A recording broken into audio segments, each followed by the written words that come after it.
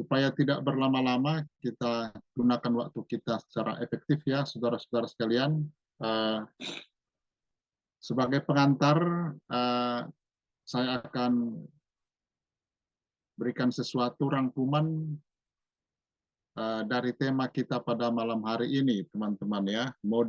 Modal psikologis dan kerja keras sebagai investasi pada pekerja kontrak. Ya, jadi kalau Anda lihat judulnya ini, ya jelas bidang psikologi industri dan organisasi ya, PIO. Jadi teman-teman yang menggandrungi PIO, ini tema ini sangat relevan ya, sangat cocok menjadi bahan inspirasi kita pada malam hari ini. Ya, jadi malam hari ini kita akan didampingi oleh Miss Hartinah dan juga Bro Sam yang akan persiapkan video untuk kita, dan teman-teman lain yang berperan di balik layar terlaksananya acara FDQ kita malam hari ini. Jadi teman-teman sekalian, pekerja kontrak, kita tahu kan pekerja kontrak itu ya bekerja dengan perjanjian ya, dengan perjanjian tertentu, itu sebetulnya cukup digemari oleh perusahaan ya atau organisasi, karena mereka bisa menjawab permasalahan kurangnya tenaga kerja ya, dan juga bisa meningkatkan produksi suatu organisasi atau usaha ya dalam waktu yang relatif singkat ya, berkat kehadiran pekerja ini.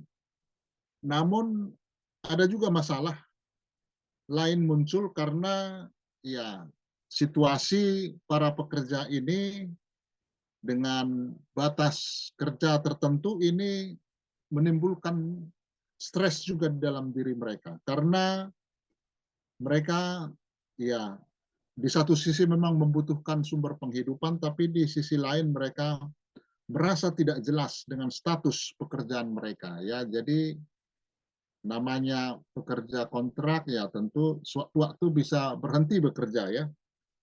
Nah, tapi apa yang terjadi pada teman-teman kita pekerja kontrak ini adalah mereka itu memiliki modal psikologis. Mereka memiliki modal psikologis yang tinggi ya, dan ini membawa dampak positif ya, membawa dampak yang sangat baik pada kinerja mereka. Jadi karena modal psikologisnya baik, maka ini menjadi pemompa bagi mereka, penyemangat bagi mereka untuk meningkatkan kinerja mereka. Jadi karyawan kontrak ini memiliki kemampuan untuk berinisiatif bekerja ya, dan juga mau memberikan waktu, hati, pikiran, tenaganya demi kemajuan ya organisasi atau perusahaan di mana mereka bekerja. Nah, apa yang mau kita lihat pada malam hari ini, teman-teman sekalian, kita mau melihat bagaimanakah modal psikologis ini bisa berdampak terhadap kerja keras ya mereka pada suatu perusahaan atau organisasi. Bagaimana itu bisa terjadi kalau dimediasi oleh keterikatan kerja. Nah, inilah yang mau kita diskusikan pada malam hari ini lewat dua narasumber kita yang luar biasa, teman-teman ya. Tidak bisa diragukan lagi, yaitu Ibu Rita dan juga Mbak Suci. Nah, sebelum kita beri kepada mereka kesempatan yang baik ini, lebih izinkan kami dulu membacakan CV mereka. Yang pertama adalah Ibu Rita ya. Silakan di-share kalau bisa ya. Ya. Nah, Ibu Dr. Insinyur Rita Markus Idul Filastri, MPC T. Nah, ini T itu terapan ya. Benar kan ya, Bu Rita ya, terapan ya. Benar, Nah, Pak Raja. beliau adalah dosen tetap Fakultas Psikologi Universitas Tarumanegara. Ya, mengenyam pendidikan S1 di Institut Pertanian Bogor, jurusan Mekanisasi Pertanian, S2 pada tahun 2002, Di Universitas Indonesia, program studi psikometri, dan 2012 menyelesaikan S3 di Universitas Indonesia juga bidang psikometri, khususnya pengukuran dalam psikologi.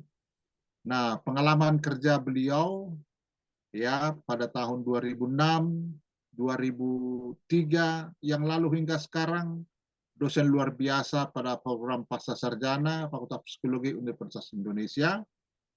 2006 hingga sekarang dosen pengajar tidak tetap program pasca sarjana Fakultas Psikologi Universitas Gunadarma, dan sejak 2016 hingga sekarang beliau tetap dosen program pasca sarjana Fakultas Psikologi Universitas Tarumanegara. Publikasi beliau bisa kita lihat di Google Scholar ya. Silakan Anda klik link yang ada di depan Anda. Selamat malam Ibu Rita, kami senang kehadiran Ibu pada malam hari ini yang tentu akan membuat materi kita semakin berkualitas. Terima kasih. Itu Terima kasih Pak Raja. Baik Ibu. Yang kedua adalah narasumber kita yang kedua adalah Mbak Suci Nuraini Ananda MC. Beliau mengenyam pendidikan dari 2018 hingga 2022 di Universitas Paramadina, ya, bidang psikologi. Lalu sejak 2022 hingga sekarang beliau belajar psikologi industri dan organisasi di Universitas Tarumanegara. Pengalaman kerja beliau sejak 2014 hingga 2016 pernah bekerja di Dinas Perindustrian dan Perdagangan di Jambi, dan 2016 hingga 2020 menjadi teknisi laboratori pengujian tekstil Interfect Utama Services Jakarta, dan sejak 2020 hingga saat ini menjadi auditor sertifikasi tekstil Textex Testing and Certification. Jadi kegiatan non formal beliau bergabung dengan tim riset UI di bawah supervisor Dr. Zufarian Hudiana dan sedang melakukan penelitian berjudul Apakah Kesepian Selalu Berujung pada Pemikiran Bunuh Diri? Peranan makna hidup alternatif sebagai faktor pelindung.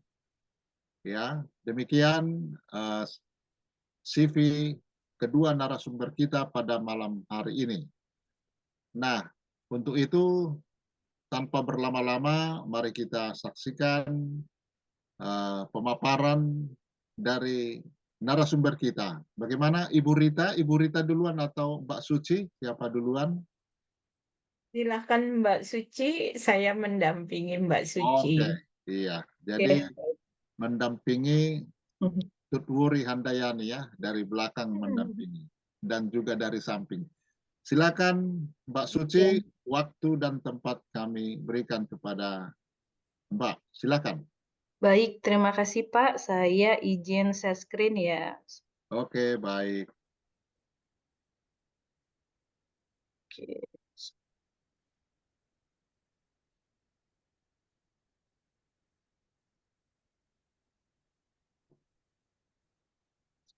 Apakah sudah terlihat? Iya. Oke, baik. Suara saya cukup terdengar jelas ya, teman-teman? Terdengar jelas. Baik, terima kasih atas konfirmasinya. Selamat malam, Pak Raja, Bu Rita, dan juga teman-teman yang bergabung di tim FDI. Hari ini saya Suci Nurani Ananda, hari ini didampingi oleh Bu Rita sebagai pembimbing saya untuk memaparkan, mungkin kita lebih untuk sharing knowledge ya, terkait dengan penelitian yang sudah kami lakukan dengan judul Kerja Keras sebagai Investasi, ditinjau dari kepastian kerja dan modal psikologis dengan keterikatan kerja sebagai mediator dan status karyawan sebagai moderator. Ini kalau dilihat judulnya kayaknya banyak banget gitu variabel yang terkait. Jadi untuk lebih menggambarkan secara singkat apa sih penelitian ini, terus apa aja sih model dan kerangkanya, saya akan memaparkan terlebih dahulu kerangka model penelitian yang dilakukan. Yang pertama yaitu, dalam model penelitian yang dilakukan ini, itu terdapat beberapa variabel yang terkait ya. Untuk IV-nya di sini kita melihat, job security atau kepastian kerja dan juga, psychological capital atau modal psikologis. Di mana, dari 2 variabel ini itu akan dilihat pengaruhnya terhadap heavy work investment atau kerja keras sebagai investasi. Tetapi, kita akan melihat ketika adanya mediasi atau mediator dari work engagement atau keasikan kerja atau keterikatan kerja, itu seperti apa hasilnya, seperti apa, pengaruh yang dihasilkan. Nah, dari model, penelitian ini, itu H1-nya yaitu, work engagement, apakah memang dapat menjadi, mediasi dari kepastian kerja terhadap, HWI, H1A-nya. Lalu H1B-nya yaitu ketika work engagement, dapat menjadi mediasi dari variabel psychological capital terhadap HWI, itu seperti apa? Apakah memang ada efek mediasi yang terjadi, dari, adanya, pengaruh variabel work engagement ini? Nah, lalu di sini ada hipotesa duanya. Nah, dari model penelitian ini kita akan melihat ketika ada efek moderasi atau moderator dari status pekerja. Lalu model penelitian ini seperti apa hasilnya? Bagaimana, hipotesanya, bagaimana kaitannya ketika memang, kita melihat, status, pekerja, baik itu, PKWT ataupun PKWTT, dalam penelitian ini, bagaimana hasil nantinya? Nah, ini kurang lebih adalah gambaran model penelitian yang, akan disampaikan atau akan dipaparkan. Nah, jadi dalam penelitian ini, cukup menarik ya, nanti hasilnya teman-teman mungkin akan melihat ya, ada hasil yang cukup menarik yang mungkin saya juga baru mengetahui ada hasil penelitian yang seperti ini. Oke, selanjutnya untuk metode penelitian, di sini partisipannya yaitu, karyawan PKWT dan PKWTT dari industri tekstil, di mana total, partisipan yang bisa diolah itu sebanyak 329 responden, dari total keseluruhan sekitar 347 responden. Jadi ketika, mendapatkan seluruh, hasil dari G-form maupun dari printout, itu kita melihat dulu datanya mana yang mungkin bersifat abnormal ataupun yang mungkin, bisa diolah. Nah, ketika memang, melihat ada data yang abnormal, itu langsung dihilangkan dan tidak diikut sertakan dalam pengujian. Nah, research design di sini, kami menggunakan desain, yaitu, dengan menggunakan SEM dan juga dengan menggunakan proses. Nah, ini juga yang saya bilang cukup menarik, karena dalam penelitian biasanya itu hanya menggunakan satu metode penelitian, baik itu SEM saja ataupun proses saja untuk melihat hasilnya. Tetapi dalam penelitian ini, dibutuhkan 2 metode pengolahan data untuk melihat, hasil dari atau menarik hipotesa yang sudah diajukan. Jadi memang, eee, nanti akan dijelaskan hasil dari SEM-nya dan juga, mengapa akhirnya memutuskan untuk menggunakan proses. Lalu setting lokasinya di sini, untuk responden yang diteliti itu hanya, dibatasi untuk di daerah Pulau Jawa saja. Jadi memang karena alasannya adalah untuk di Pulau Jawa itu pusat dari industri tekstil, paling banyak di Indonesia adalah di Pulau Jawa dan juga, cukup mudah, tidak terlalu sulit untuk mengambilkan data atau, memberikan kuesioner lah kepada, responden tersebut. Jadi kuesioner nanti dibagikan dalam bentuk G-form dan ada juga yang diberikan secara langsung, dalam bentuk printout kepada karyawan. Nah, selanjutnya kita ke latar belakang nih, apa sih yang menyebabkan, kita harus meneliti ini, apa sih yang menjadi gejala dari timbulnya, penelitian ini? Yang pertama yaitu industri tekstil, khususnya di Indonesia, itu merupakan salah satu industri yang menyerap tenaga kerja yang banyak, cukup banyak. Karena memang, seperti, proses sewing atau menjahit, itu memang masih membutuhkan tenaga manusia yang memang akhirnya penyerapan sumber daya manusia pun menjadi tinggi di industri tekstil. Nah, tetapi saya melihat, sebuah data bahwa ternyata jumlah pekerja tekstil itu dari tahun 2021 ke 2022 itu menurun. Nah, dari yang totalnya sekitar 1,13 juta, kemudian menurun menjadi 1,08 juta pekerja industri tekstil yang ada di Indonesia. Tetapi pada kenyataannya terjadi pertumbuhan kinerja industri. Nah, awalnya ketika pandemi itu industri sempat menurun ya, semua sempat menurun khususnya industri tekstil itu dari, penurunannya sekitar 8,88%. Tetapi dari tahun 2021 menuju tahun 2022 itu kembali meningkat, pertumbuhan kinerja, industri sekitar 4,08%. Nah, jadi dari sini kita bisa melihat nih adanya ketimpangan, jumlah pekerja itu berkurang, tetapi, pertumbuhan kinerja industri atau misalnya produktivitas itu orderan udah semakin, mulai naik nih setelah after pandemi pada saat itu. Lalu apa yang menjadi jawaban dari, permasalahan ini? Nah, ternyata, beberapa penelitian sebelumnya sejak zaman dahulu itu ternyata, untuk menjawab, kebutuhan tenaga kerja secara cepat, PKWT atau pekerja kontrak itu menjadi salah satu solusi yang paling populer. Dan ternyata solusi ini, itu disukai oleh sebagian besar organisasi. Karena memang dengan tenaga kerja kontrak, itu, kita dapat memenuhi, produktivitas ataupun, eee, permintaan lah daripada buyer ketika memang, adanya pertumbuhan kinerja industri ini, tetapi pekerjaannya sedikit. Nah, makanya banyaklah akhirnya perusahaan-perusahaan memilih, tenaga kerja kontrak. Nah, lalu, eee, ketika kita meng-hire tenaga kerja kontrak, apakah yakin tidak akan ada masalah yang terjadi nantinya? Nah, tentunya, eee, ternyata menurut penelitian, sebelumnya ketika, PKWT ini semakin marak di industri, itu, membawa beberapa permasalahan. Nah, yang pertama yaitu, tingkat stres, dalam PKWT itu sangat tinggi, karena mereka hidup dalam ambiguitas status pekerjaan. Apakah memang mereka akan diperpanjang kontraknya? Apakah memang sewaktu-waktu mereka bisa, diberhentikan? Nah, itu yang membuat mereka akhirnya, stres nih ketika bekerja, karena terancam sewaktu-waktu bisa berhenti. Nah, selanjutnya juga ternyata, ketika beberapa karyawan menyatakan, bekerja itu merupakan sesuatu hal yang menyenangkan, karena bekerja menjadi salah satu, tempat healing lah, ibaratnya seperti itu. Nah, tetapi karyawan kontrak itu tidak, setuju dengan pernyataan seperti itu, karena mereka merasa bahwa bekerja itu, merupakan salah satu ambiguitas yang kemudian membuat mereka tidak nyaman bekerja.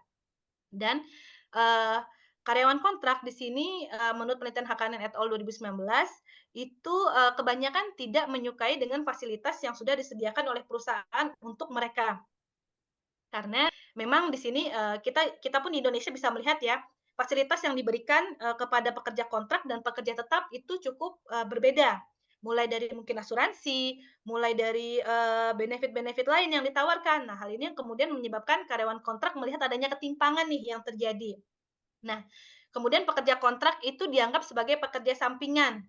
Mereka tidak memiliki kendali nih dalam pekerjaannya dan juga dukungan dari pemerintah dari pimpinan seperti supervisor maupun manajernya itu cukup rendah kepada, tenaga kontrak. Karena, mereka merasa bahwa tidak terikatlah dengan, bawahan ataupun, dengan peer-nya. Nah, ini juga yang menyebabkan, kemudian pekerjaan untuk tenaga kontrak biasanya hanya itu-itu saja, jadi cenderung lebih monoton.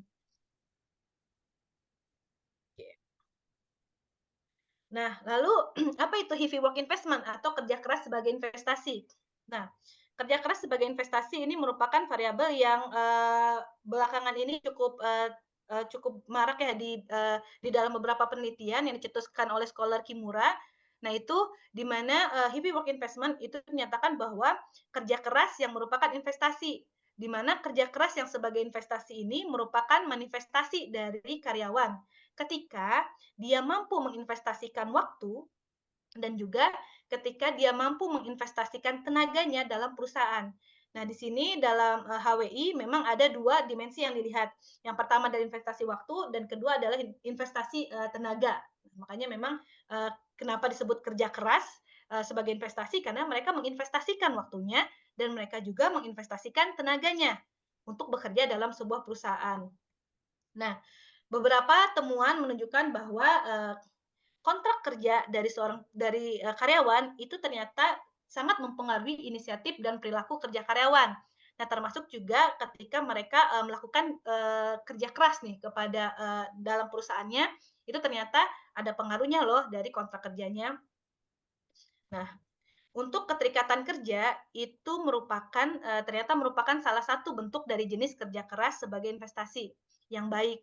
Nah, jadi sebenarnya menurut literatur yang saya baca, HWI ini itu sebenarnya ada 2 ada 2 bentuk nih, HWI yang baik sama HWI yang buruk. Nah, kalau HWI yang baik itu yang mereka, asyik dalam bekerja atau, work engagement-nya, tinggi gitu yang ditampilkan.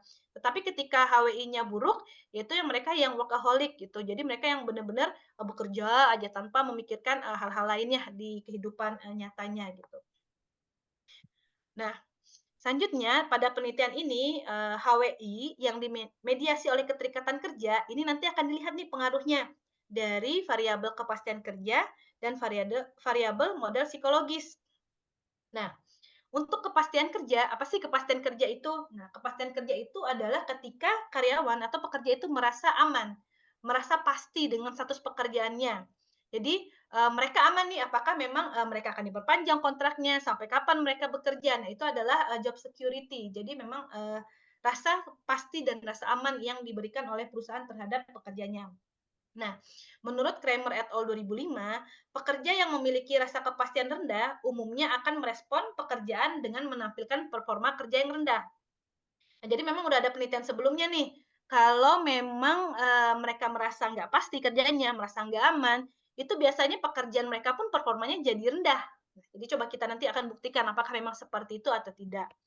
Lalu untuk modal psikologis, nah ini, beberapa penelitian mungkin udah banyak yang meneliti terkait dengan modal psikologis, terkait, terhadap work engagement dan lain sebagainya. Nah memang untuk modal psikologis ini, sudah banyak penelitian yang menunjukkan bahwa, terbukti berdampak pada lingkungan di tempat kerja, yang di mana ini juga nanti akan mendorong keterikatan kerja dan juga melihat, bagaimana sih investasi kerja yang dilakukan oleh karyawan di perusahaan. Nah di sini penelitian ini ingin melihat nih, pada penelitian sebelumnya dari Scholar Kimura itu kan ada penelitian terkait dengan, happy work investment. Nah, tetapi memang dia tidak, melakukan, mediasi dengan keterikatan kerja maupun tidak melihat nih dari psychological capital-nya. Pada penelitian Scholar Kimura itu, kita coba untuk lakukan memperbaiki model teori yang telah diteliti. Sehingga memang nanti kita akan melihat dari faktor, perusahaan seperti apa, dari faktor, modal psikologisnya seperti apa. Nah, ketika hal tersebut, dicek apakah memang HWI-nya nanti akan jadi seperti apa. Nah, ini juga dilihat dari moderasinya dari karyawan PKWT dan PKWTT. Nah, jadi, penelitian ini untuk, memperbaiki model teori yang sudah diteliti sebelumnya.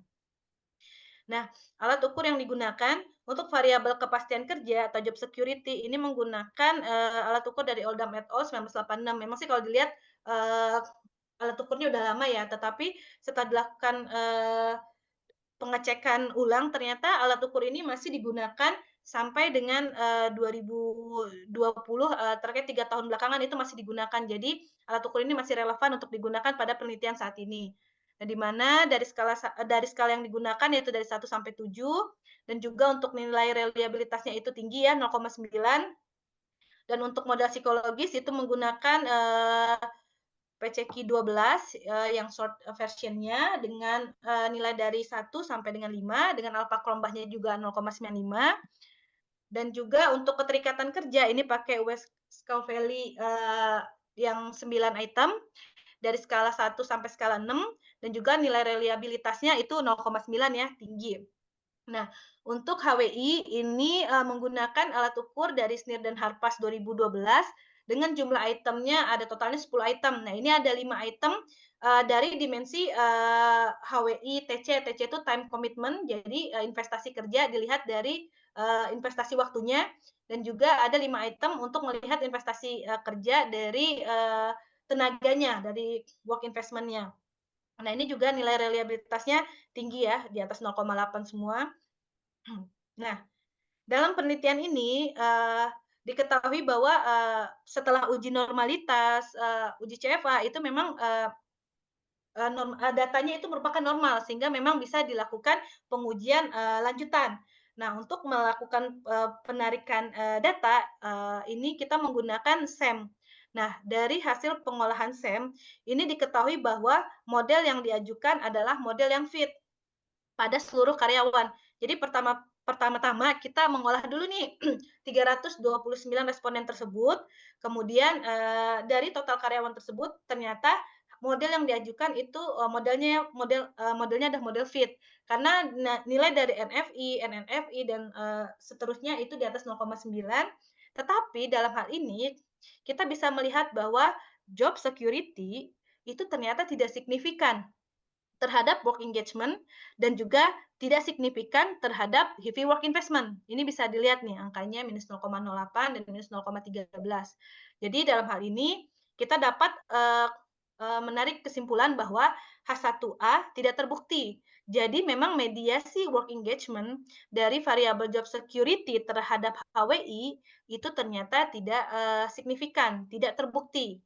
Nah, tetapi untuk H1B-nya, untuk hipotesis 1B, itu terbukti work engagement dapat menjadi mediator dalam, variabel SICAP terhadap HWI, karena memang nilainya, signifikan ya.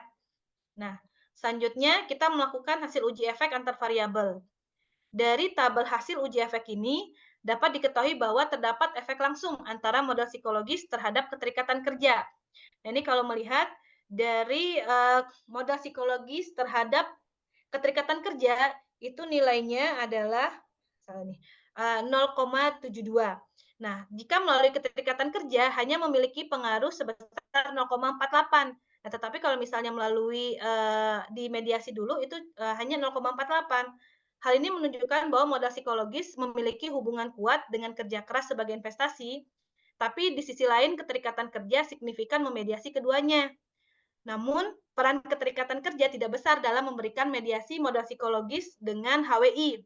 Nah, jadi di sini bisa dilihat bahwa sebenarnya dari SICAP ke HWI secara langsung itu tuh udah gede, udah 0,76. Nah, tetapi dari WE ke HWI itu 0,48. Nah, tetapi dari SICAP ke WE hanya 0,72. Jadi sebenarnya ketika ada efek mediasi dari keterikatan kerja itu ternyata tidak memberikan, tidak signifikan memediasi keduanya. Tapi sebenarnya ya ada efek mediasi yang dihasilkan. Karena memang, modal psikologis sudah memiliki kontribusi yang besar dan langsung kepada kerja keras sebagai investasi. Jadi memang modal psikologis itu secara langsung udah kontribusinya udah besar loh, tanpa diberikan mediasi. Jadi sebenarnya mediasi ini tidak membuat, efek, pengaruhnya menjadi lebih besar. Nah, selanjutnya, untuk melihat, efek mediasi yang terjadi dari status karyawan. Karena kan tadi kan kita ngelihat moderatornya ada 2, ada moderator ya, ada PKWT sama PKWTT. Nah, nanti kemudian dalam pengolahan data itu kita pisahkan nih datanya. Mana yang PKWT, mana yang PKWTT. Kemudian kita lihat nih efek mediasinya. Manakah yang paling, memberikan, nilai mediasi yang besar? Dari psychological capital ke HWI, ketika dimediasi sama work engagement. Apakah memang, pada PKWT ataukah pada PKWTT? Nah, untuk mengetahui perbandingan efek ini, kita menggunakan analisa, proses by Hayes dengan model 4. Nah, ini mungkin, tadi teman-teman agak bingung ya, tadi kan modelnya seperti itu ya di awal, tapi kok tiba-tiba jadi model 4 gitu, sedangkan, proses model 4 hanya ada satu IV, satu, 1 DV dan juga satu mediator kayak gitu. Nah, seperti apa? Nah, karena memang dalam penelitian lanjutan untuk melihat uji efek mediasinya, job security itu tidak digunakan lagi untuk penelitian selanjutnya, untuk pengolahan data selanjutnya. Karena si job security itu dari awal udah tidak signifikan. Jadi sebenarnya si job security itu karena tidak signifikan, akhirnya penelitian dilanjutkan dengan melihat, psychological capital, dengan mediasi work engagement terhadap si HWI ini. Makanya kemudian kita bisa menggunakan, proses model 4 untuk melihat, bagaimana efek mediasi yang terjadi ketika, dimoderator oleh, status karyawan. Nah, untuk, keunggulan penggunaan proses ini karena memang, dapat melakukan analisis jalur dasar dan kompleks dengan algoritma yang kuat dan, mampu untuk menghitung efek moderasi dan mediasi secara simultan. Nah, kemudian itulah keunggulan, proses yang menyebabkan selanjutnya dari SEM kita, melihat mediasinya dengan proses. Nah, di sini dalam, hasil dari efek mediasi yang terjadi, ini dapat dilihat bahwa, terdapat peran mediasi ya, karena memang jalurnya ini signifikan ya, P-nya 0 dan juga untuk confidence intervalnya ini tidak melalui 0 ya, jadi, dapat dikatakan bahwa ada efek mediasi nih yang terjadi. Nah, di mana efek langsungnya itu atau C aksennya 0,227 dan efek totalnya itu, sebesar 0,3864. Ini pada karyawan kontrak. Jadi bisa dilihat bahwa nilainya efek langsung 0,227 dan efek totalnya 0,3864. Nah, lalu bagaimana mediasi, dengan karyawan tetap? Oke. Untuk karyawan tetap, ini juga terlihat bahwa ada peran mediasi ya, karena sama jalurnya juga signifikan, tapi untuk efek langsungnya ini, bernilai hanya 0,198 dan juga efek totalnya hanya 0,315. Jadi memang kalau dilihat tadi angkanya, antara tetap sama kontrak itu lebih besar yang kontrak untuk efek mediasi yang terjadi. Nah, ini jadi ya, di sini variabelnya yang dilihat hanya SICAP, WE, dan HWI. Jadi si job security-nya udah tidak digunakan lagi nih dalam, pengolahan data selanjutnya.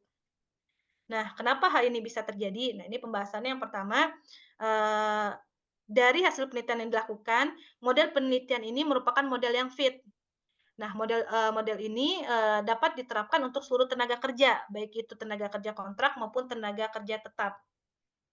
Nah, tetapi kepastian kerja tidak memiliki kontribusi pada kerja keras sebagai investasi, baik itu secara langsung ataupun melalui keterikatan kerja.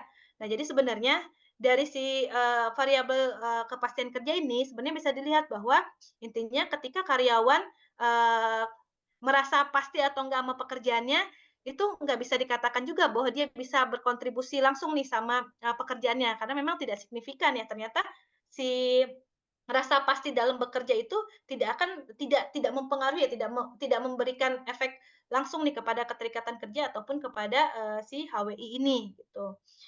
Dalam penelitian ini juga didapatkan hasil bahwa keterikatan kerja terbukti berperan sebagai mediator, namun tidak diperlukan dalam model ini, karena hubungan model psikologis terhadap kerja keras, sebagai investasi atau HWI itu udah besar. Nah, modal psikologis, juga memiliki hubungan yang sangat kuat pada HWI karena modal psikologis ini memiliki hubungan yang sangat erat dengan variabel kinerja pekerjaan. Nah, jadi tadi ya, kenapa, mmm, dari SICAP ke HWI itu udah tinggi, tanpa perlu adanya WE sebenarnya. Kenapa bisa seperti itu? Karena memang menurut penelitian, Kinen 2023 dan Abu Khalifah, sebenarnya, modal psikologis ini itu udah punya hubungan yang sangat erat loh dengan variabel kinerja kinerja pekerjaan, termasuk juga dengan variabel si HWI ini. Jadi sebenarnya hubungan antara modal psikologis, terhadap HWI itu sudah besar, bahkan tanpa melalui keterikatan kerja. Nah, modal psikologis dapat meningkatkan kerja keras sebagai investasi kepada pekerja yang memiliki keterikatan kerja, khususnya bagi pekerja kontrak. Nah, beberapa penelitian menunjukkan bahwa sumber daya pekerjaan, misalnya modal psikologis dari karyawan, yang di mana dimensinya dari harapan, efikasi diri, resiliensi, dan optimisme, itu dapat menjadi pendorong utama dalam keterikatan kerja yang kemudian akan berpengaruh nih hasil akhirnya pada kerja keras sebagai investasi. Jadi dari poin ini bisa dilihat sebenarnya modal yang paling utama ketika orang tuh mau bekerja, ketika orang itu mau menginvestasikan, waktu dan tenaganya adalah dari si kapasitas individu itu sendiri, dari modal psikologisnya. Nah, ketika dia memang punya dorongan untuk bekerja, maka itu yang akan menyebabkan mereka mau, untuk menginvestasikan waktu dan tenaganya untuk bekerja. Nah, pekerja yang statusnya lebih rendah atau, terancam kehilangan pekerjaan, biasanya mereka akan berusaha untuk bertahan pada pekerjaan yang ada. Nah, jadi, karena karyawan kontrak, biasanya kan mereka akan berpikir ya, "Aduh, aku ini kayaknya, nggak akan lama nih kalau, bekerja di perusahaan ini. Kalau misalnya aku kerjanya jelek, aku kerjanya, nggak rajin, aku, tidak menyelesaikan tugas yang ada, tidak menginvestasikan waktu dan tenaganya dengan baik, nah itu yang menyebabkan dia, harus bekerja lebih keras dibandingkan, karyawan tetap." Mungkin, rasa kehilangan atau rasa terancam ini yang menyebabkan, akhirnya investasi kerjanya pun akan menjadi lebih tinggi dibandingkan dengan investasi kerja pada karyawan tetap. Karena kan kalau karyawan tetap, untuk beberapa orang mungkin berpikir bahwa, "Oke, baiklah kalau misalnya aku bekerja dengan, kapasitasnya seperti ini, pekerjaan tuh tetap akan ada untuk saya," gitu. Nah, ini yang kemudian menyebabkan adanya, perbedaan dorongan untuk pekerja untuk menampilkan investasi kerjanya. Nah, variasi yang terjadi variabel modal psikologis dan HWI dibandingkan dengan karyawan tetap. Ini lagi-lagi karena memang pekerja yang berstatus rendah lebih terancam kehilangan pekerjaan sehingga mereka berusaha untuk bertahan pada pekerjaan yang ada. Jadi karena dia merasa terancam, kemudian mereka mencoba untuk menampilkan perilaku kerjanya yang terbaik. Nah, itu yang kemudian menyebabkan efek mediasi dari modal psikologis karyawan kontrak itu akan menghasilkan uh, apa namanya, HWI yang lebih tinggi lah daripada karyawan tetap gitu, ketika mediasi sama si keterikatan kerja. Nah, oke, sekian, paparan dari penelitian saya. Terima kasih, saya tutup. Assalamualaikum warahmatullahi wabarakatuh. Mungkin jika ada yang ingin bertanya atau Bu Rita jika ingin menambahkan? Baik, terima kasih Mbak Suci atas pemaparannya dan hasil penelitiannya. Ya, teman-teman, sebelum kita lanjutkan tanya jawab, mungkin ada tambahan dari Ibu Rita. Silakan Bu Rita. Ya, baik Bapak. Suci bisa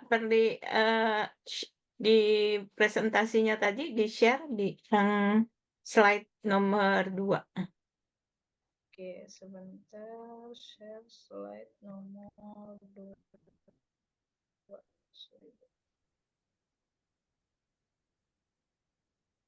Nomor 1 judul, nomor 2-nya. Slide yang kedua. Oke, sudah terlihat? Iya, sudah. Nah, ini mahasiswa, saya ingin memperlihatkan bahwa inilah yang disebut struktur penelitian yang lengkap. Ya, kenapa dikatakan lengkap adalah dia memasukkan semua unsur. Yang pertama adalah job security.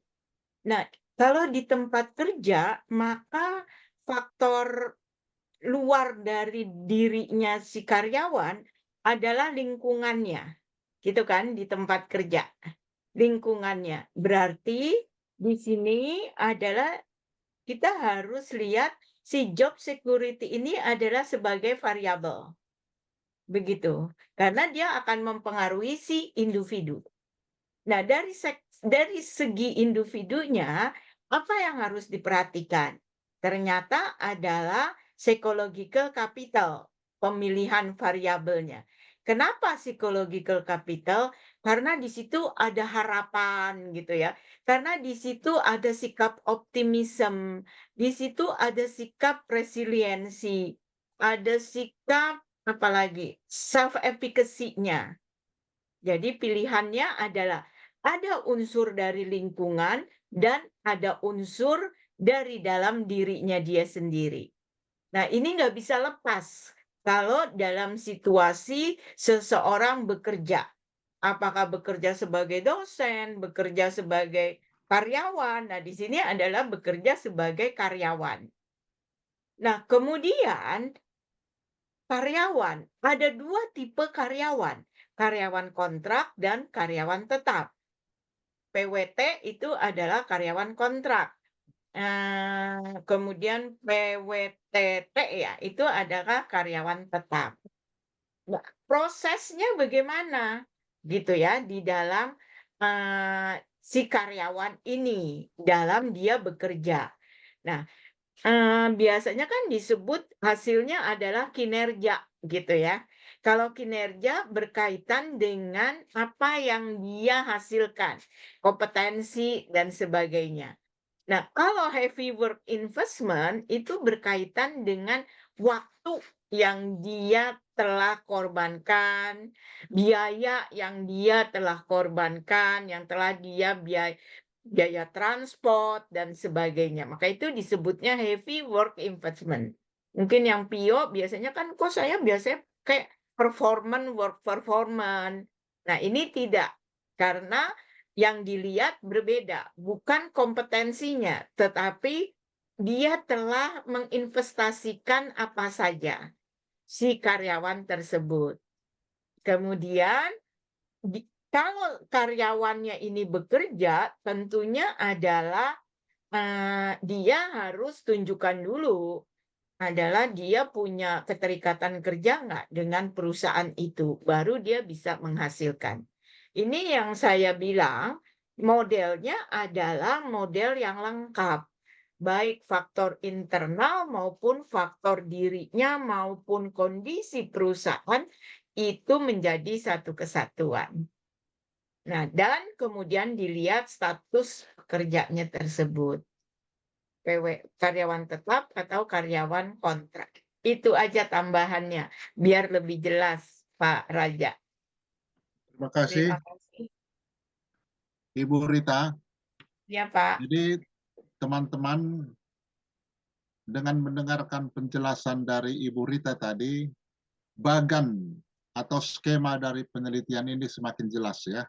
Jadi ini yang disebut dengan paket lengkap ya. Jadi biasanya kadang ada orang meneliti itu hanya misalnya unsur internal saja ya dalam diri si karyawan, atau ada unsur hanya bagian luar saja misalnya, atau hanya untuk karyawan satu kelompok saja, karyawan tetap atau karyawan tidak tetap. Nah, ini paket lengkap. Nah, karena ini paket lengkap, berarti kita harapkan nanti diskusinya juga lengkap ini. Ya, diskusinya lengkap. Ya, hangat dan menegangkan. Ya, kita tunggu saja ya. Tapi tunggu dulu, disimpan dulu pertanyaannya, teman-teman, supaya semakin mantap dirumuskan nanti persoalan yang mau dijawab oleh kedua narsum kita. Kita hening sejenak dulu, merenungkan nasib kita dan juga nasib FDI kita, khususnya tema kita malam hari ini, lewat video singkat ini. Silakan Bro San, bisa di-share.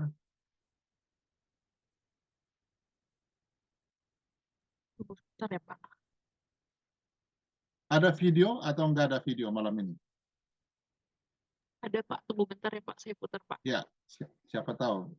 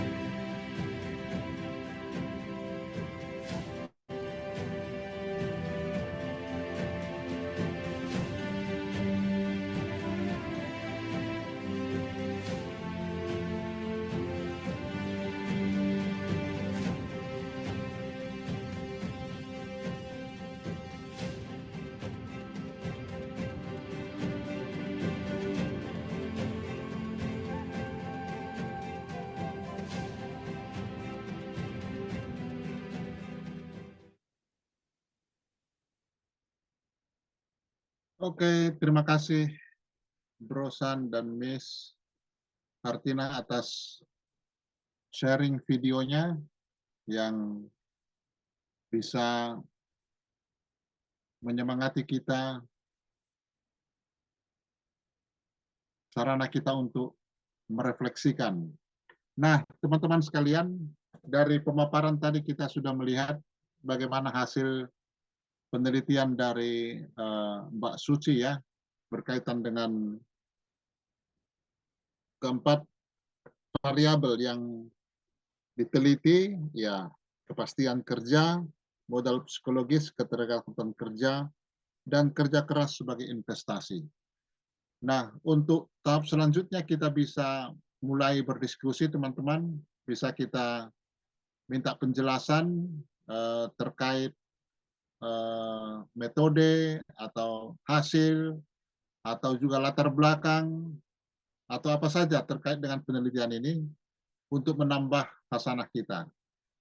Nah, teman-teman yang ingin memperdalam gagasannya mengenai PIO, mungkin ada rencananya juga mau membuat penelitian tentang PIO, tidak masalah. Bisa didiskusikan di FDI kita ini. Silakan teman-teman, waktu dan kesempatan diberikan. Pertama pada Mbak Sarah, nanti menyusul Mbak Jessica.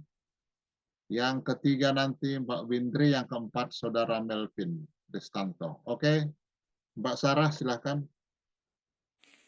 Baik, terima kasih Pak Raja. Selamat malam Kak Suci, selamat malam Ibu Rita. Sebelumnya mau apresiasi dulu atas penelitian Kak Suci, karena tadi pas ngeliat model penelitiannya ngerasa, wah kok kayaknya berat banget, keren banget gitu Kak. Nah tapi satu sisi mau tanya mungkin terkait penelitiannya dulu nih Kak.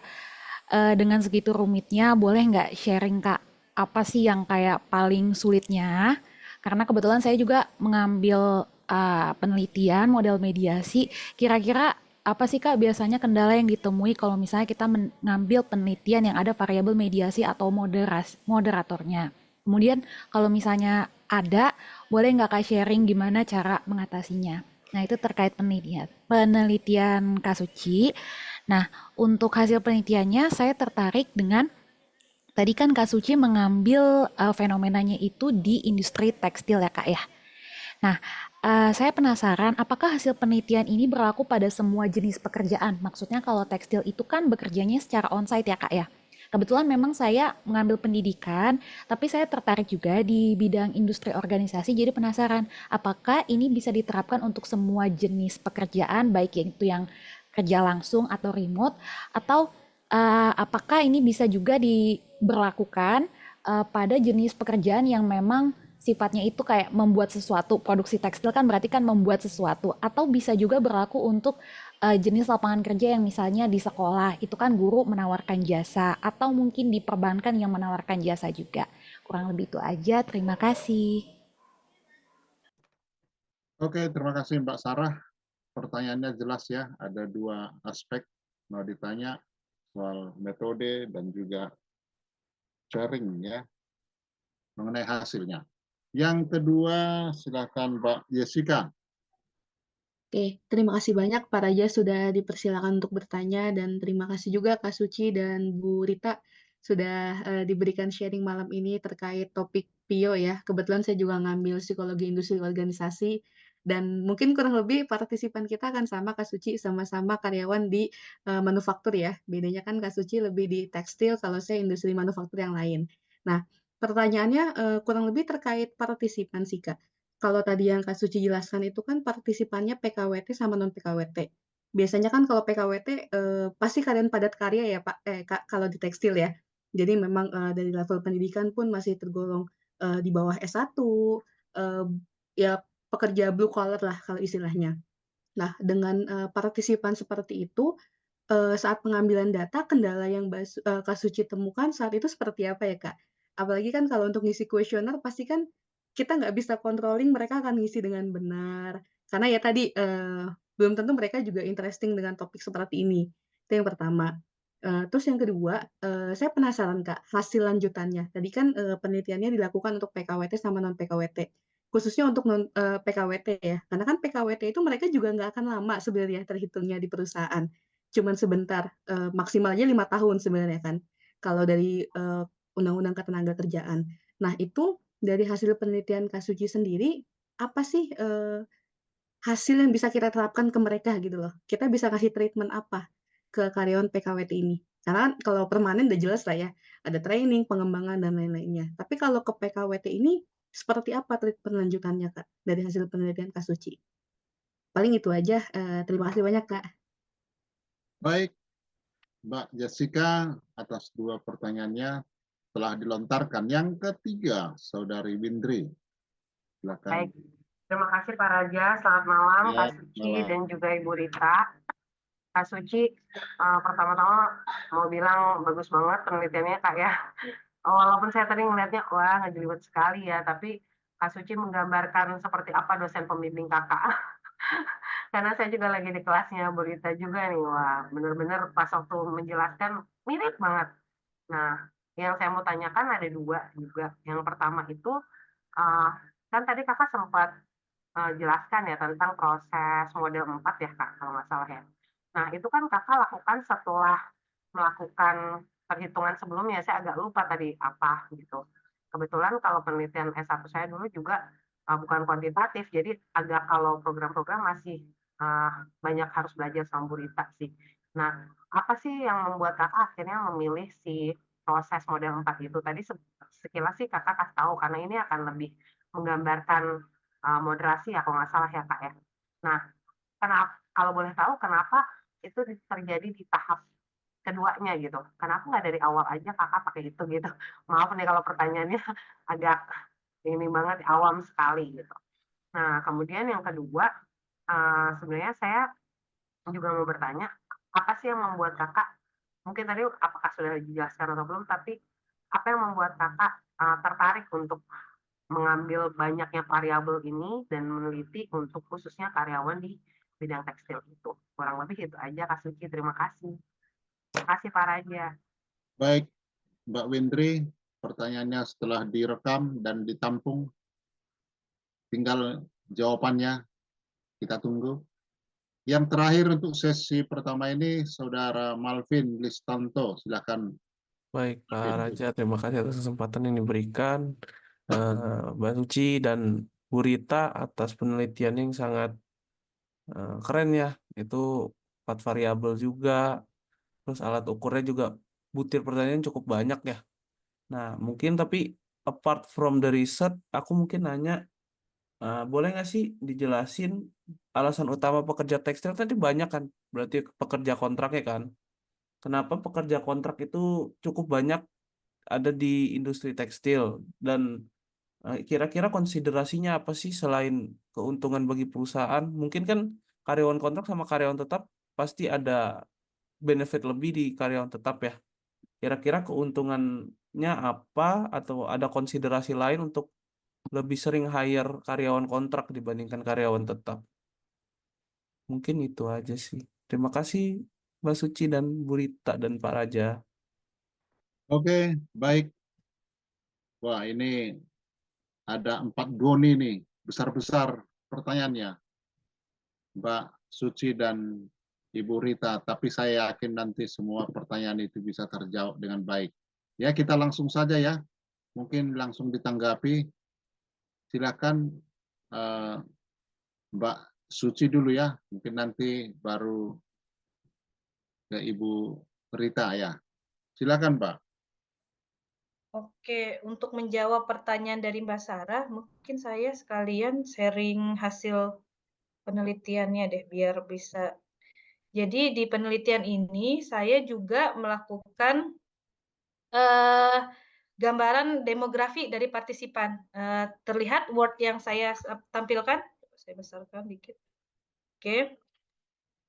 Jadi tadi Mbak Sarah kan bertanya ya, untuk pertanyaan yang kedua dulu, terkait, apabila, hasil penelitian ini bisa nggak sih diterapkan, di bidang yang lain, misalnya pendidikan atau untuk tenaga kerja yang remote atau enggak. Nah, itu jawabannya adalah bisa sebenarnya diterapkan, karena dalam penelitian ini, itu yang diambil datanya itu bukan dari buruh aja, atau misalnya ini kan non manajerial, produksi atau operator. Nah, ini memang paling banyak respondennya adalah mereka buruh ya, seperti bagian operator mesin atau dan lain-lain, atau bagian sewing dan lain-lain. Memang paling banyak dari non manajerial. Tetapi yang mengisi data itu juga ada bagian posisinya manajerial. Ada direktur, asisten direktur, terus juga ada asisten manajer, ada tim leader, ada CS, ada lab, dan lain-lain. Nah, ini bisa dipastikan bahwa pekerjaan mereka tidak yang tidak yang mungkin seperti buruh atau yang operator yang bekerja memang di lapangan, bekerja ada mesin, seperti itu gitu, udah plot arusnya. Tetapi untuk manajerial seperti direktur dan manajer itu memungkinkan mereka kerja secara remote dan tidak datang setiap waktu gitu di perusahaan. Jadi memang demografinya cukup luas. Jadi dengan adanya data demografi ini bisa dipastikan bahwa penelitian ini applicable untuk jenis pekerjaan lainnya gitu. Jadi untuk pekerjaan remote atau tidak, nah itu masih applicable ya, karena memang menggambarkan dari responden yang ada gitu.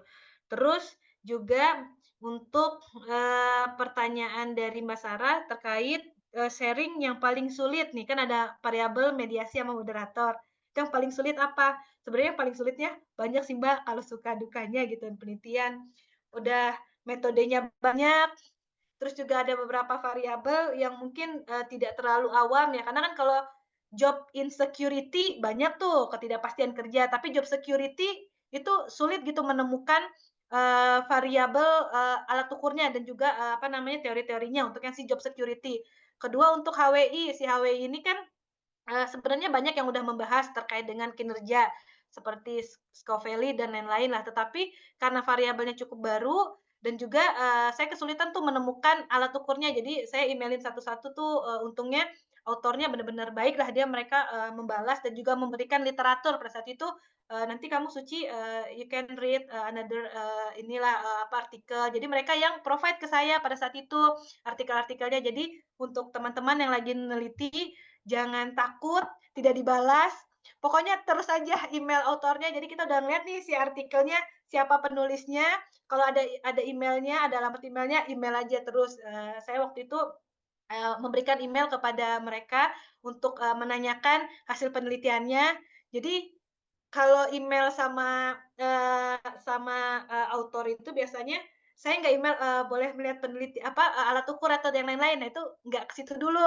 Jadi kita informasikan bahwa saya sudah membaca artikel Anda, misalnya udah ada 2 atau 3 artikel yang saya baca, di mana saya tertarik nih dengan artikel ini dan di mana saya mau meneliti gap dari artikel yang sudah ada gitu. Jadi saya email langsung dan kemudian dia tertarik tuh untuk membahas kamu bisa ngambil celah di sini loh untuk meneliti atau di sini. Nah, itu kebetulan bersyukurnya saya mendapat respon seperti itu. Jadi alhamdulillah terbantu juga dan juga pembimbing saya Bu Rostiana dan juga Bu Rita itu sangat support ya untuk Bu Rita untuk data-datanya gitu. Jadi memang itu yang menjadi suka dukanya. Ada duka tapi ada sukanya juga gitu. Jadi jangan khawatir, pokoknya terus tanya aja kalau misalnya nggak dapat jawaban, tanya ke autornya atau tanya mungkin orang yang lebih berkompeten atau mungkin yang udah punya pengalaman penelitian terkait dengan variabel sebelumnya. Seperti itu sih. Thank you Kak Suci. Ya, terima kasih. Bu Rita, ada yang mau ditambahkan mungkin Bu?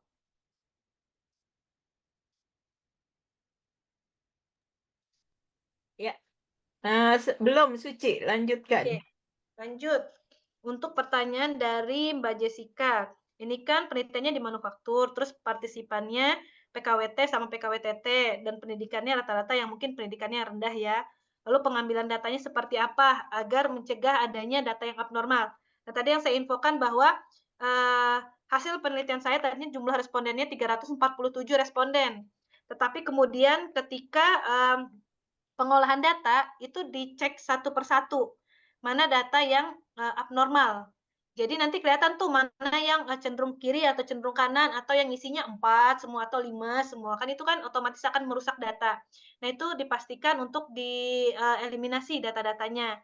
Jadi memang pengambilan datanya di sini untuk yang, untuk yang pekerja operator itu biasanya, saya akan memberikan informasi kepada atasannya terlebih dahulu. Jadi, kepada atasannya atau kepada yang sudah, mengisi duluan gitu. Jadi mereka akan tahu bahwa, penelitian ini tujuannya apa atau seperti apa. Jadi memang saya memegang, supervisor ataupun atasannya lah untuk membantu menjelaskan kepada operator terkait, apa sih, keuntungan dari melakukan penelitian ini atau mengisi, alat ukur ini. Jadi memang harus ada informasi lah kepada karyawan tersebut sehingga mereka akhirnya kemudian mau untuk mengisi kuesioner kita. Nah, tapi juga kita sebagai peneliti harus memastikan bahwa data yang diisi itu adalah data yang sesuai. Jadi kita harus rajin-rajin juga untuk melihat setiap harinya berapa data yang udah keisi, berapa data yang memang datanya normal. Kurang lebih seperti itu. Terus pertanyaan lanjutan, PKWT kan sebentar. Oke, apa hasil yang bisa diterapkan untuk PKWT ya?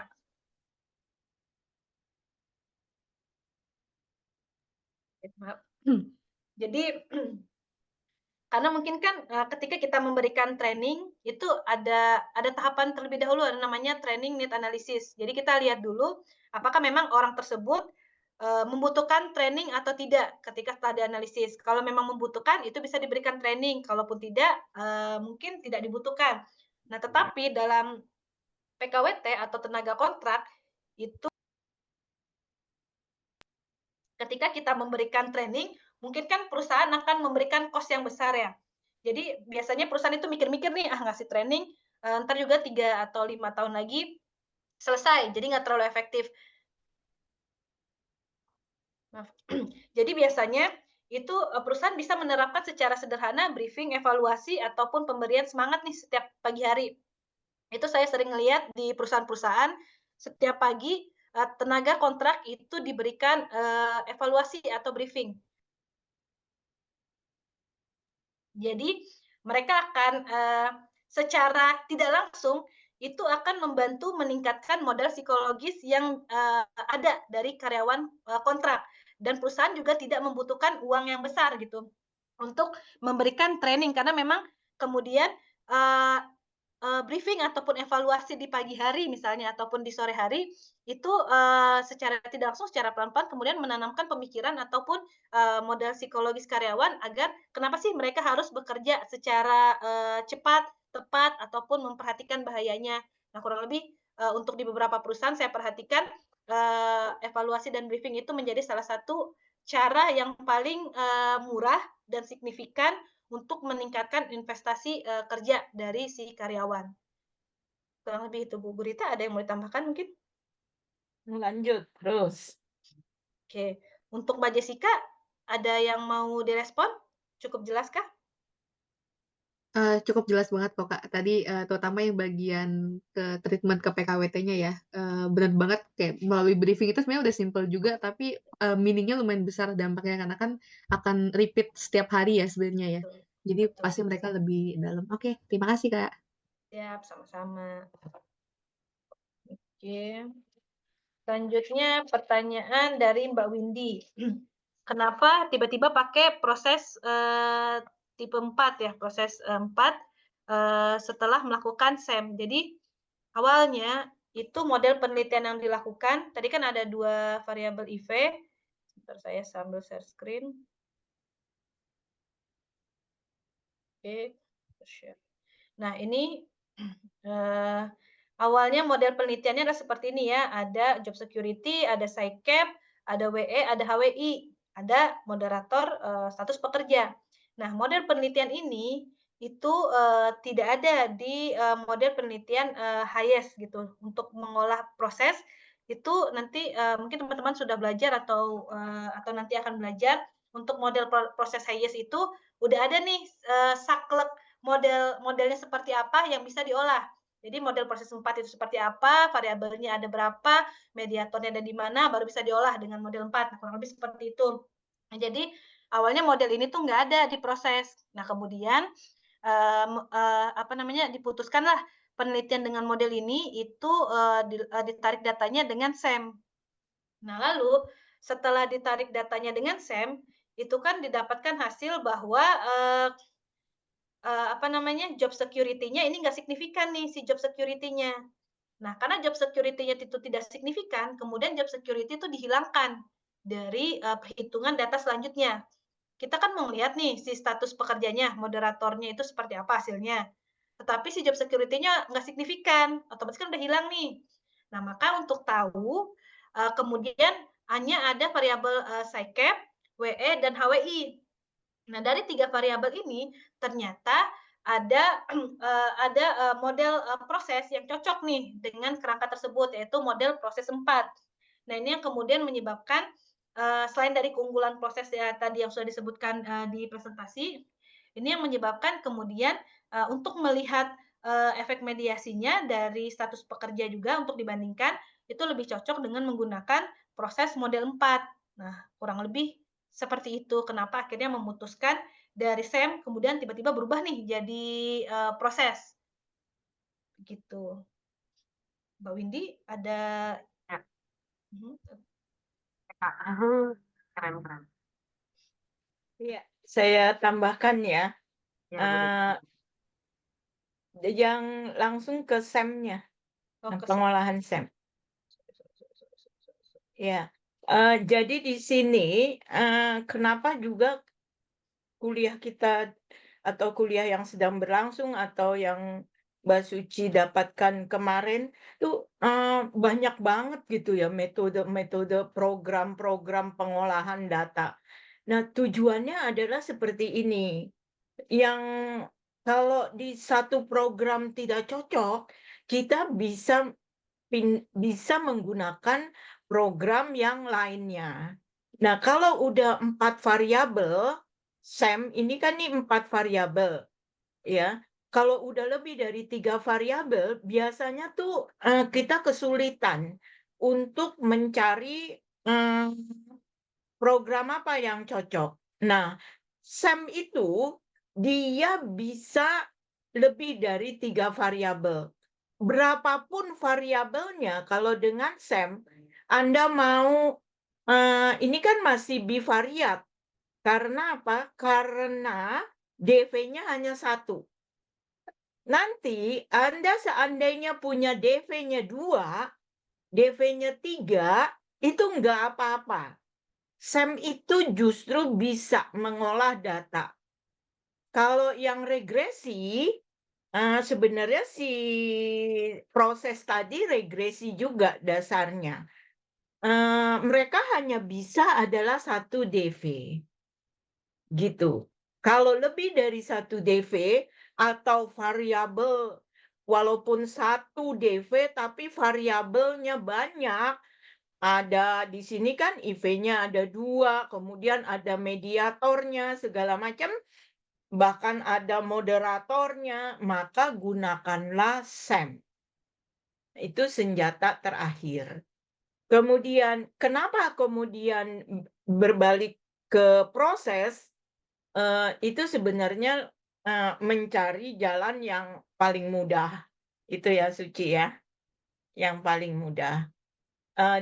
Benar yang Suci tadi katakan, di proses itu dia punya model 1, model 2, model 3, sampai model 70 sekian, 80 sekian.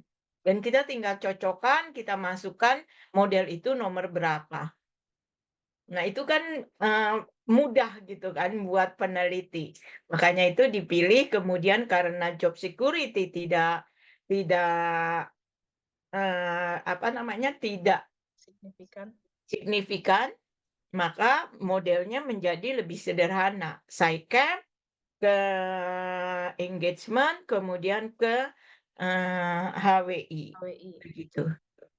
Jadi nanti yang dalam proses nih ngikutin kuliah, mata kuliah interpretasi data, analisis dan interpretasi data, nanti dapat nih program SEM, program proses, apalagi ya, Kan sekarang masih faktor analisis, masih alat ukurnya. Nah, kalau ini adalah sudah membahas IVDV, ada hubungannya. Gitu. Sekarang kan yang baru masuk ke CFA. Oke. Nanti terakhir kuliah dapat SEM. Kita akan belajar SEM. Sangat bermanfaat jadinya buat ngolah data ketika tesis. Gitu ya, Suci ya? Iya, Bu.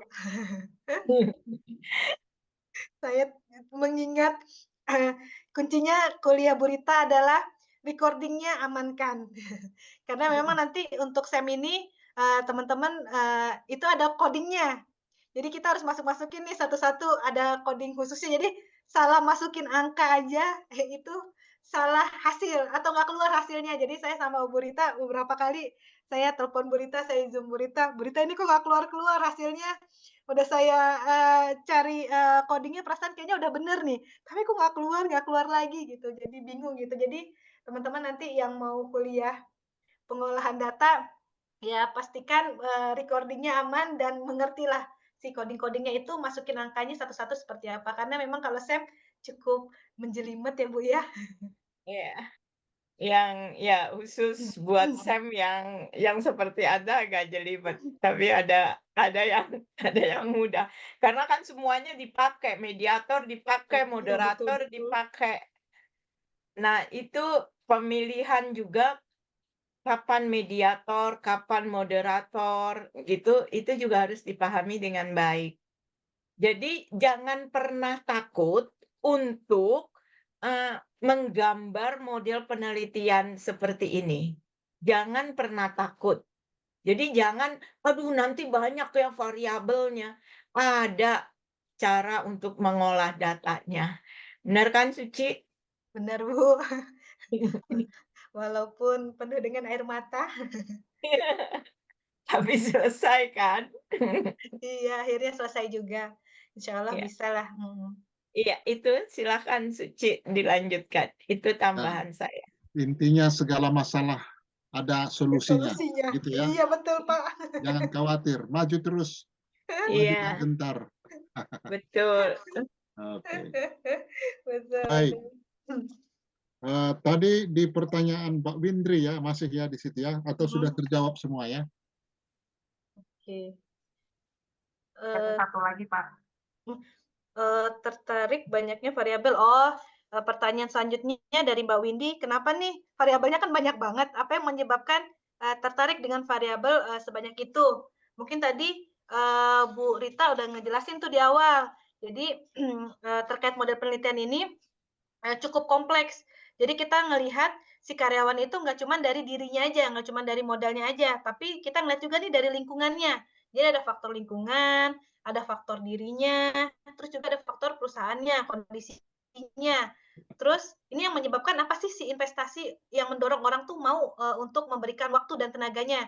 Jadi memang di sini pembimbing saya juga Bu Ros juga mendorong nih untuk ngelihat kamu kalau meneliti itu jangan ngelihat dari satu faktor aja, coba ngelihat dari faktor yang lainnya. Jadi memang beliau cukup keras untuk mendorong mahasiswanya untuk melihat nih, untuk membuka penelitian untuk melihat dari data sebanyak sebanyak faktor apapun yang pendukungnya, apakah memang penelitian ini fit atau tidak ketika kondisi lingkungannya seperti ini, ketika memang diri individunya seperti ini. Nah, itu makanya menyebabkan variabelnya pun akhirnya cukup kompleks, cukup banyak gitu. Jadi karena untuk menjawab secara kompleks juga, jadi kita bisa lebih menggambarkan faktor individunya apakah memang berpengaruh atau tidak, apakah faktor lingkungan ternyata berpengaruh atau seperti apa status pekerjaannya. Jadi memang untuk menjawab pertanyaan-pertanyaan lah intinya dalam penelitian ini, gitu Mbak.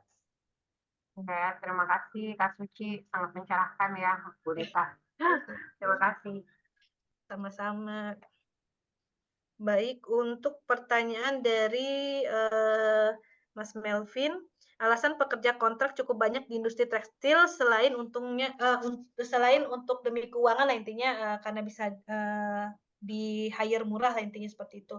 Nah sebenarnya kenapa kalau di industri ini banyaknya tenaga kerja kontrak ya?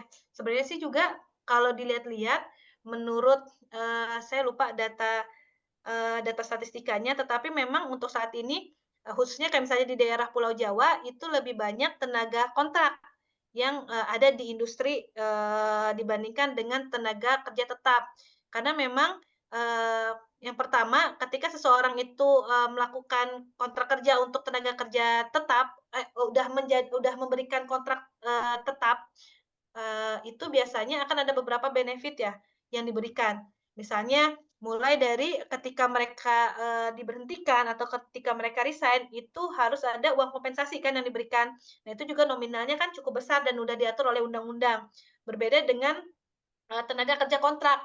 Kontrak juga kan sebenarnya udah ada nih undang-undang cipta kerjanya dan udah diatur juga nih berapa yang akan diberikan ketika mereka berhenti. Jadi kan ada tuh misalnya kontraknya 1 tahun atau 2 tahun. Lalu berapa tahun mereka bisa diperpanjang. Lalu ketika mereka diperpanjang itu dapat berapa kompensasinya. Itu sebenarnya udah diatur nih sama pemerintah, udah ada undang-undangnya. Tetapi ya memang kita tidak bisa memungkiri bahwa beberapa peraturan itu tidak berjalan sebagaimana mestinya, seperti itu sih. Jadi memang mungkin beberapa perusahaan berpikir, oh, secara cepat orang kan butuh pekerjaan. Nah, karyawan juga itu biasanya punya harapan nih ketika melamar kerja. Jadi ada lowongan, "Ah, nggak papalah kontrak dulu." Biasanya juga kalau kinerja bagus kemungkinan bisa kali diperpanjang setahun atau 2 tahun. Jadi memang perusahaannya butuh dan karyawannya pun butuh. Jadi ada 2 kesinambungan dalam hal ini. Jadi, tidak semata-mata kenapa sih perusahaannya mintanya kontrak mulu, ya karena memang, eee, dalam perusahaan tersebut yang mungkin budgetnya atau mungkin dananya atau mungkin kontak dan lain-lainnya dari tim keuangannya ya memang ada untuk tenaga kerja kontrak seperti itu. Nah makanya itu yang dibutuhkan akhirnya apa namanya yang dibutuhkan adalah tenaga kerja kontrak dan akhirnya ketika lowongan pekerjaannya dibuka ya orang-orang juga banyak yang mengisi lowongan tersebut. Jadi ada dua hal yang apa ada yang butuh, ada juga yang mau kerja di situ. Jadi ya itu yang menyebabkan kemudian tenaga kerja kontrak itu banyak di industri, khususnya di industri tekstil. Seperti itu sih. Mungkin Bu Rita ada yang mau ditambahkan? Tidak cukup. Oke. Mas Oh iya, Kevin? oke Kak Suci. Jadi intinya tuh berarti karena dengan sistem kontrak aja orang mau kerja gitu ya. Jadi perusahaan ya menggunakan hal itu gitu ya, secara Betul, nggak sebagai langsung gitu ya. senjatanya, betul. Nah, Jadi oke. kan, tim, mungkin HRD atau tim yang lain kan berpikir kan, okelah, mungkin kita tahu nih benefit, kerja kontrak atau pekerja kontrak sedikit nih misalnya, eee, pekerja tetap itu biasanya mereka akan dapat asuransi swasta, dan juga ada BPJS yang dibayarkan. Tetapi kalau untuk pekerja kontrak, mereka tidak berkewajiban nih perusahaan membayarkan asuransinya. Asuransi swasta, hanya berkewajiban yang diatur undang-undang adalah membayar BPJS-nya.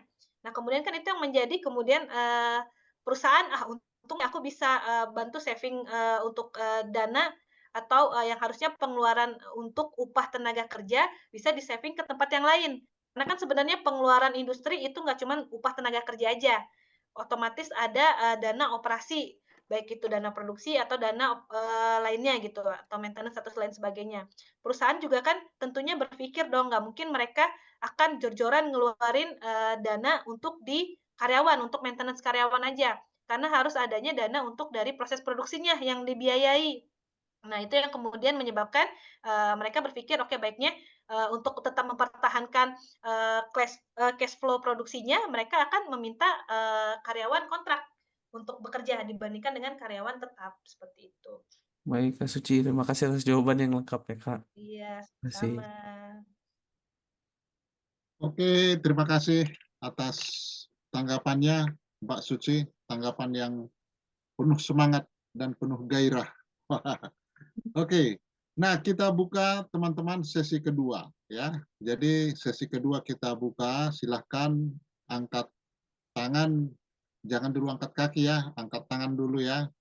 Sudah ada Mas Andreas dan Mbak Vanessa. Silakan Mas Andre.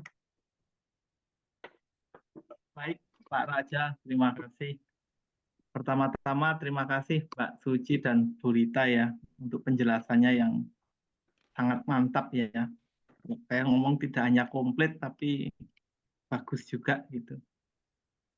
Saya tidak akan bertanya soal metode mungkin Mbak Suci, mungkin saya tanya soal HWI-nya ya, hard work investment-nya gitu. Kenapa ya alasannya kok meneliti ini ada apa gitu?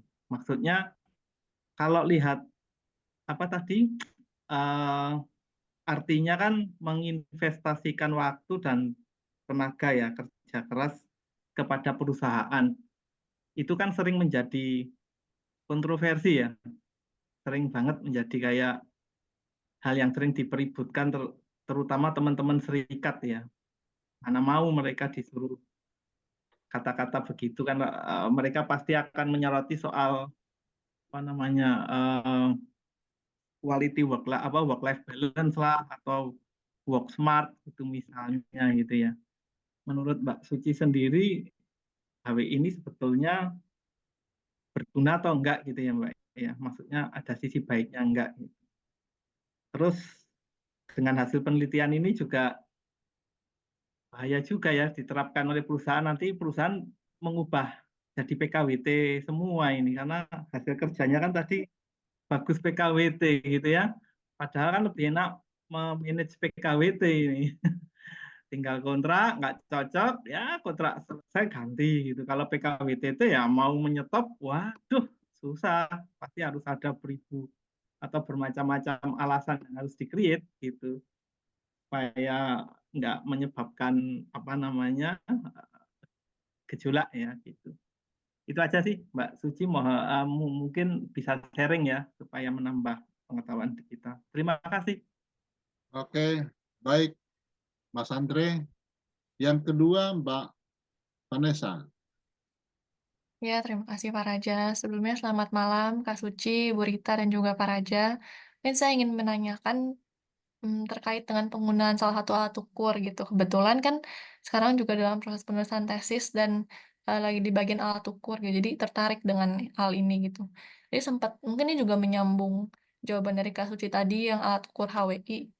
Kan tadi sempat disampaikan saat presentasi dikatakan yang tahunnya masih lama gitu ya, 1986.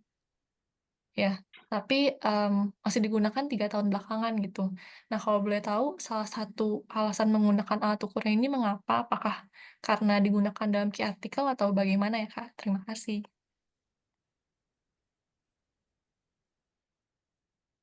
Oke, baik Mbak. Itu saja ya. Ada lagi teman-teman? Bisa kita kumpulkan dulu? Ya, sepertinya itu dulu Mbak. Saya cek juga nanti adakah chat pertanyaan ya. Oh, daftar hadir ya. Teman-teman sambil mendengarkan diskusi kita boleh diisi link daftar hadir ya di chat ya. Jangan lupa. Ya, ada 2 penanya. Penanya pertama Mas Andre dengan 2 pertanyaan tadi. Silakan ditanggapi Mbak Suci. Oke, baik, Mas Andreas, ini berarti Pio juga ya? Dari pertanyaannya terlihat sangat mendalami terkait dengan industri organisasi. Bener sih Mas, jadi kenapa sih ngelihat HWI awalnya seperti itu? Jadi apa sih gejala yang menyebabkan dari masalah job security, WE, tiba-tiba ke HWI nih? Nah, jadi karena memang pertama yang saya melihat itu adalah tentang status kerja nih, PKWT sama PKWTT. Tadi kan orang banyak butuh tenaga kerja nih, ternyata kan banyak masalah nih yang terjadi dari tenaga kerja PKWT. Orang kontrak nih, tapi ternyata ada masalah nih. Nah, masalahnya itu karena mereka nggak pasti kan pekerjaannya dari si variabel IV-nya nih, udah kejawab tuh pertama IV-nya, dari gejala yang tadi, dari masalah PKWT.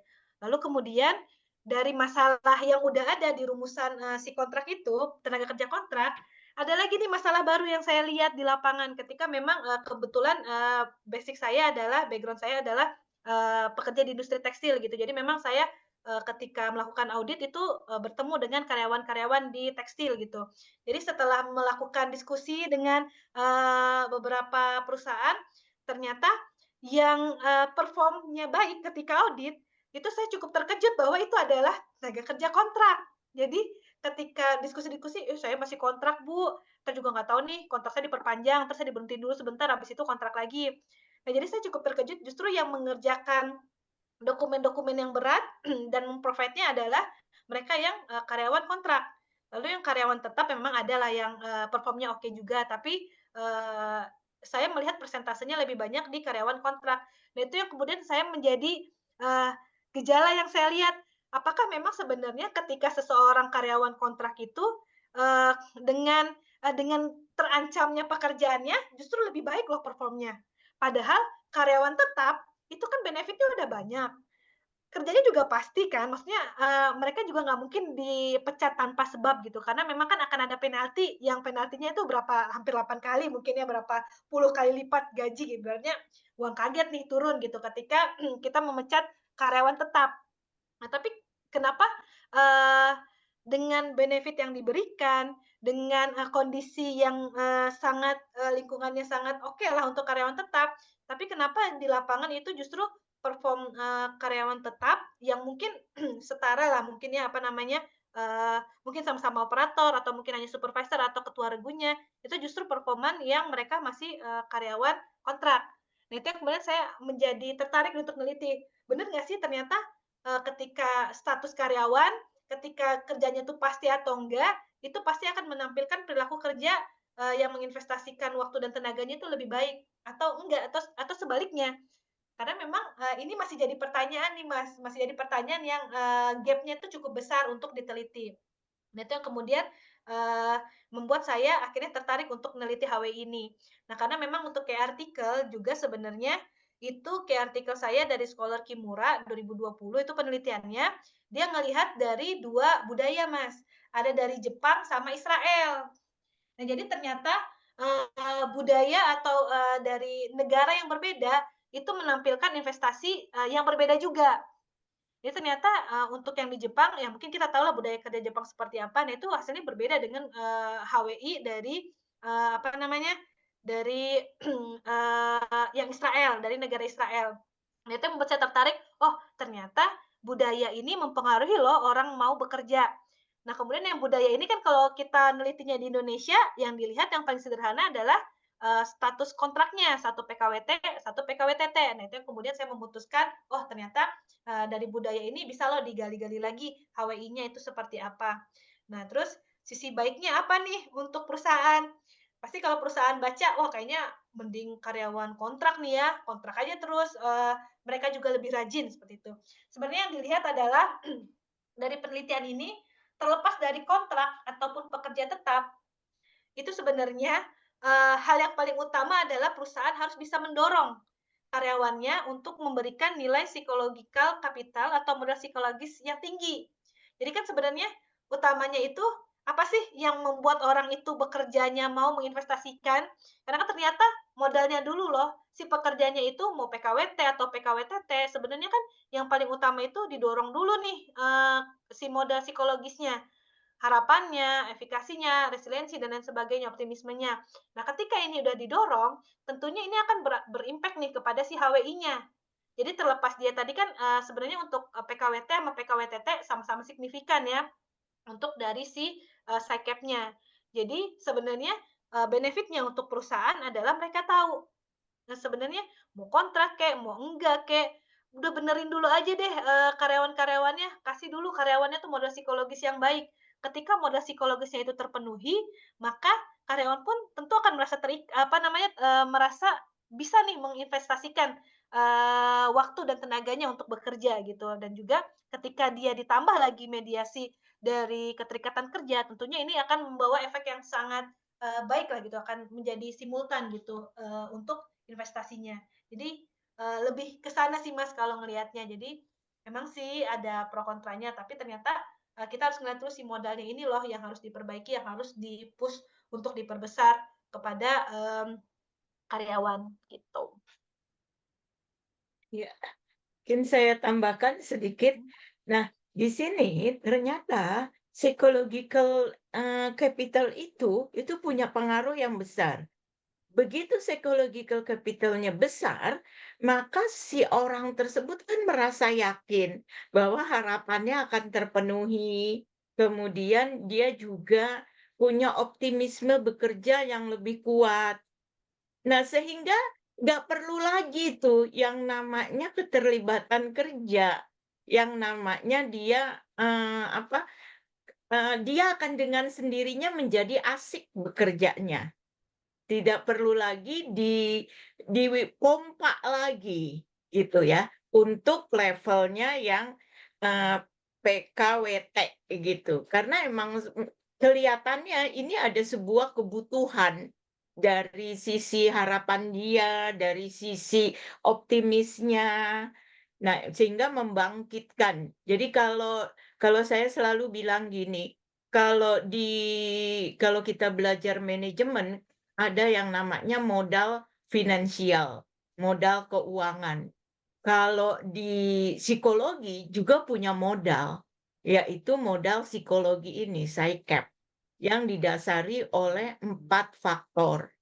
Nah, itu sangat penting banget buat orang bisa hidup ya, buat orang punya motivasi, begitu. Kalau dia psychological capital-nya bagus, maka dia akan dengan sendirinya gitu, untuk mencapai kinerja atau mencapai, kalau istilah kamu HWI-nya. Nah, kemudian lanjutkan, Suci untuk menjelaskan yang HWI-nya ini. Kenapa dipilih HWI? Pak Andreas kan tadi bertanyanya begitu. Iya, tadi Bu, sesuai yang saya infokan tadi, kenapa HWI, kenapa, investasi, yang dilihat. Karena memang kan, ketika, karyawan tersebut, dilihat kan performa kerjanya, mau karyawan tetap, karyawan kontrak, kan kita ngelihat nih dia kerjanya seperti apa sih. Nah, itulah yang dinamakan, investasinya. Dia seberapa besar dia bisa memberikan, kinerja yang, tinggi nih, baik itu menginvestasikan waktunya, mungkin, eee, bagaimana dia, mau bekerja, harusnya bekerja, secara efisien atau, apa namanya, ya pokoknya intinya bagaimana dia menginvestasikan waktunya untuk bekerjanya dan juga, tenaganya. Apakah memang dia akan full mencurahkan tenaganya untuk, bekerja ataukah misalnya harusnya ngejahit, sehari bisa dapat, 20 targetnya, ini cuma 10, ah udahlah males-malesan atau seperti apa. Nah itu gejala-gejala yang dilihat yang kemudian menyebabkan, kayaknya, cocok nih si HWI ketika bertemu dengan variabel-variabel lain yang sudah, dari permasalahan-permasalahan yang ada, seperti itu. Oke, baik. Terima kasih, Mbak Suci. Pertanyaan Vanessa udah atau baru Andrea? Baru Andreas, Pak. Ya, Bu Andreas ya. Kayaknya sudah semua dari Andreas. Semoga puas Pak Andre.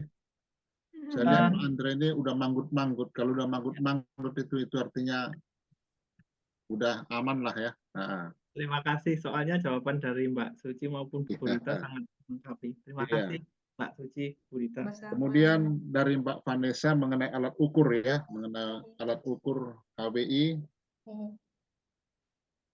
Oke. Untuk Mbak Vanessa tadi, untuk alat ukur yang lama itu sebenarnya job security, Mbak. Jadi job security itu pakai Oldham tahun 1986. Nah, itu juga kemarin, pembimbing satunya Bu Ros sempet, menolak nih pakai alat ukur tersebut, karena ini udah lama banget, Suci, kamu serius nih pakai alat ukur yang udah tahun 80-an. Terus kemudian, beliau, bilang, "Coba kamu cari alat, penelitian serupa yang memakai alat ukur tersebut dan itu masih relevan dipakai di 3 tahun belakang atau masih relevan digunakan." Kemudian saya cari beberapa artikel untuk job security, ternyata memang, masih banyak loh yang menggunakan, alat ukur tersebut. Eee, Kenapa juga nggak make alat ukur job security yang baru misalnya, karena memang yang pertama, untuk job security dari Oldham ini itu sangat merepresentatifkan pertanyaannya atau item-itemnya terkait dengan penelitian yang saya lakukan dan juga butir-butirnya tuh tidak terlalu banyak karena hanya 10 butir item yang diteliti gitu. Dan juga udah ada,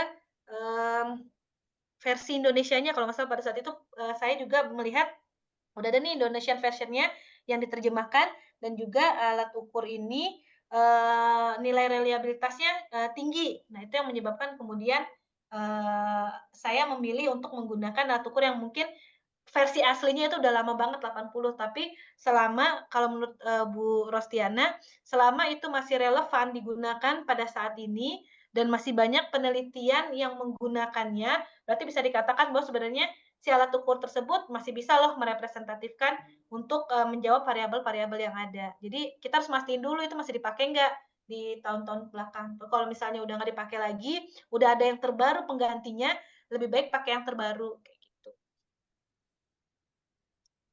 Ya, Oke, ini baik. saya Ya, tambahkan tambahan ya. sedikit mengenai pemilihan alat ukur.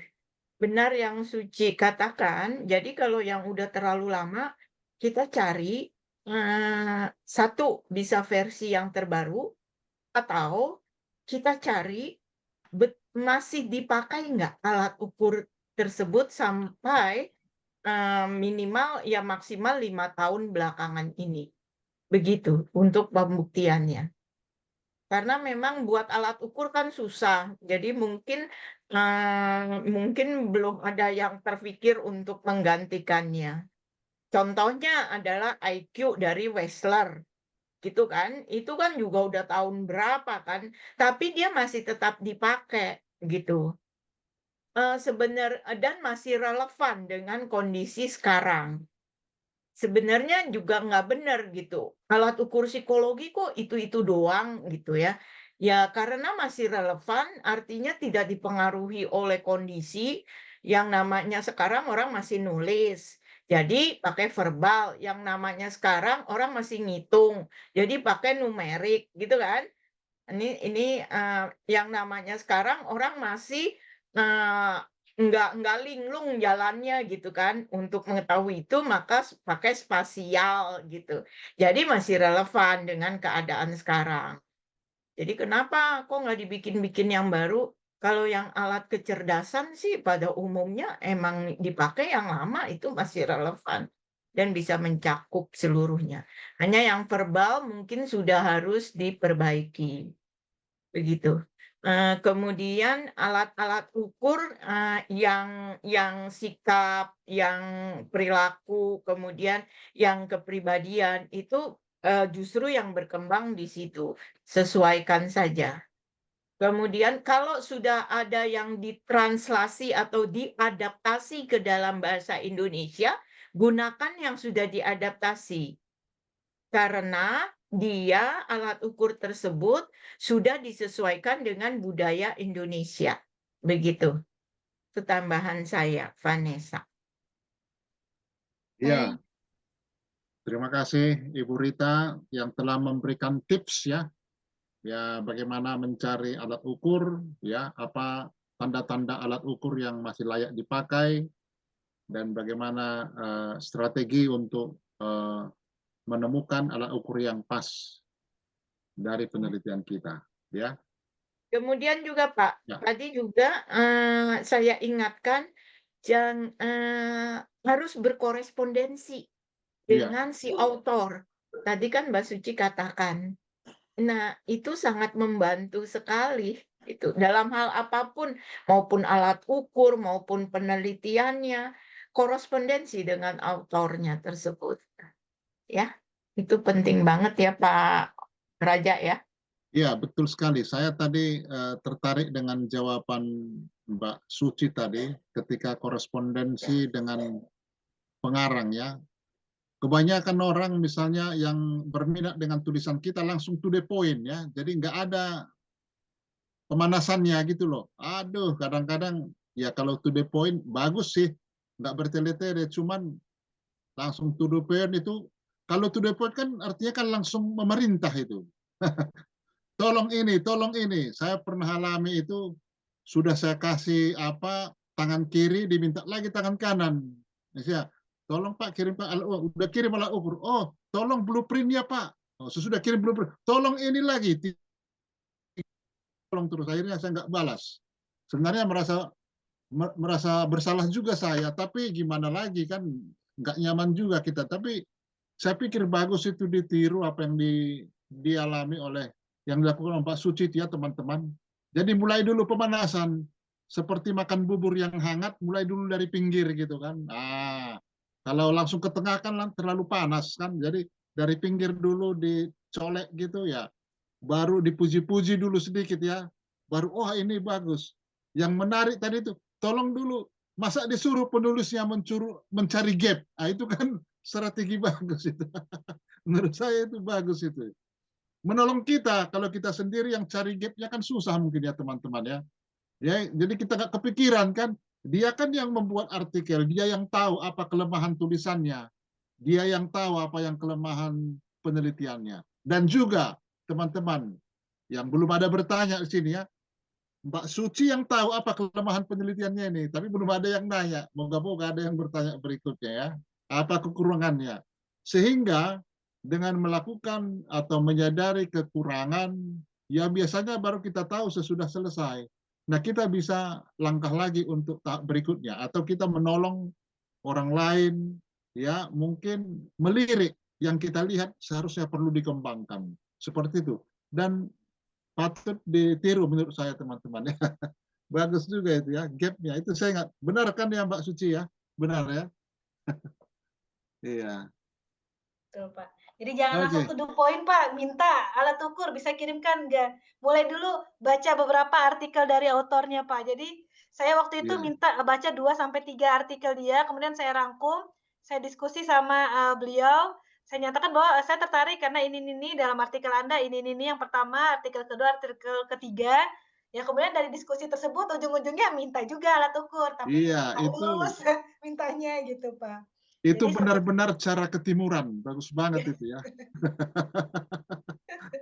Cara ketimuran itu. Bagus ya. Ditiru ya, karena memang kita juga orang timur ya. Kecuali orang barat, tapi ya orang barat mungkin tertawa juga melihat kita ini. Oh, kok berputar-putar. Mungkin dia sadari juga cara kita itu. Mungkin menurut saya dia tahu itu, tapi diam-diam dia pura-pura tidak tahu gitu loh. Ya, sama Mbak Suci juga. Oke teman-teman, banyak jalan menuju Roma. Yang penting sasaran kita tercapai ya.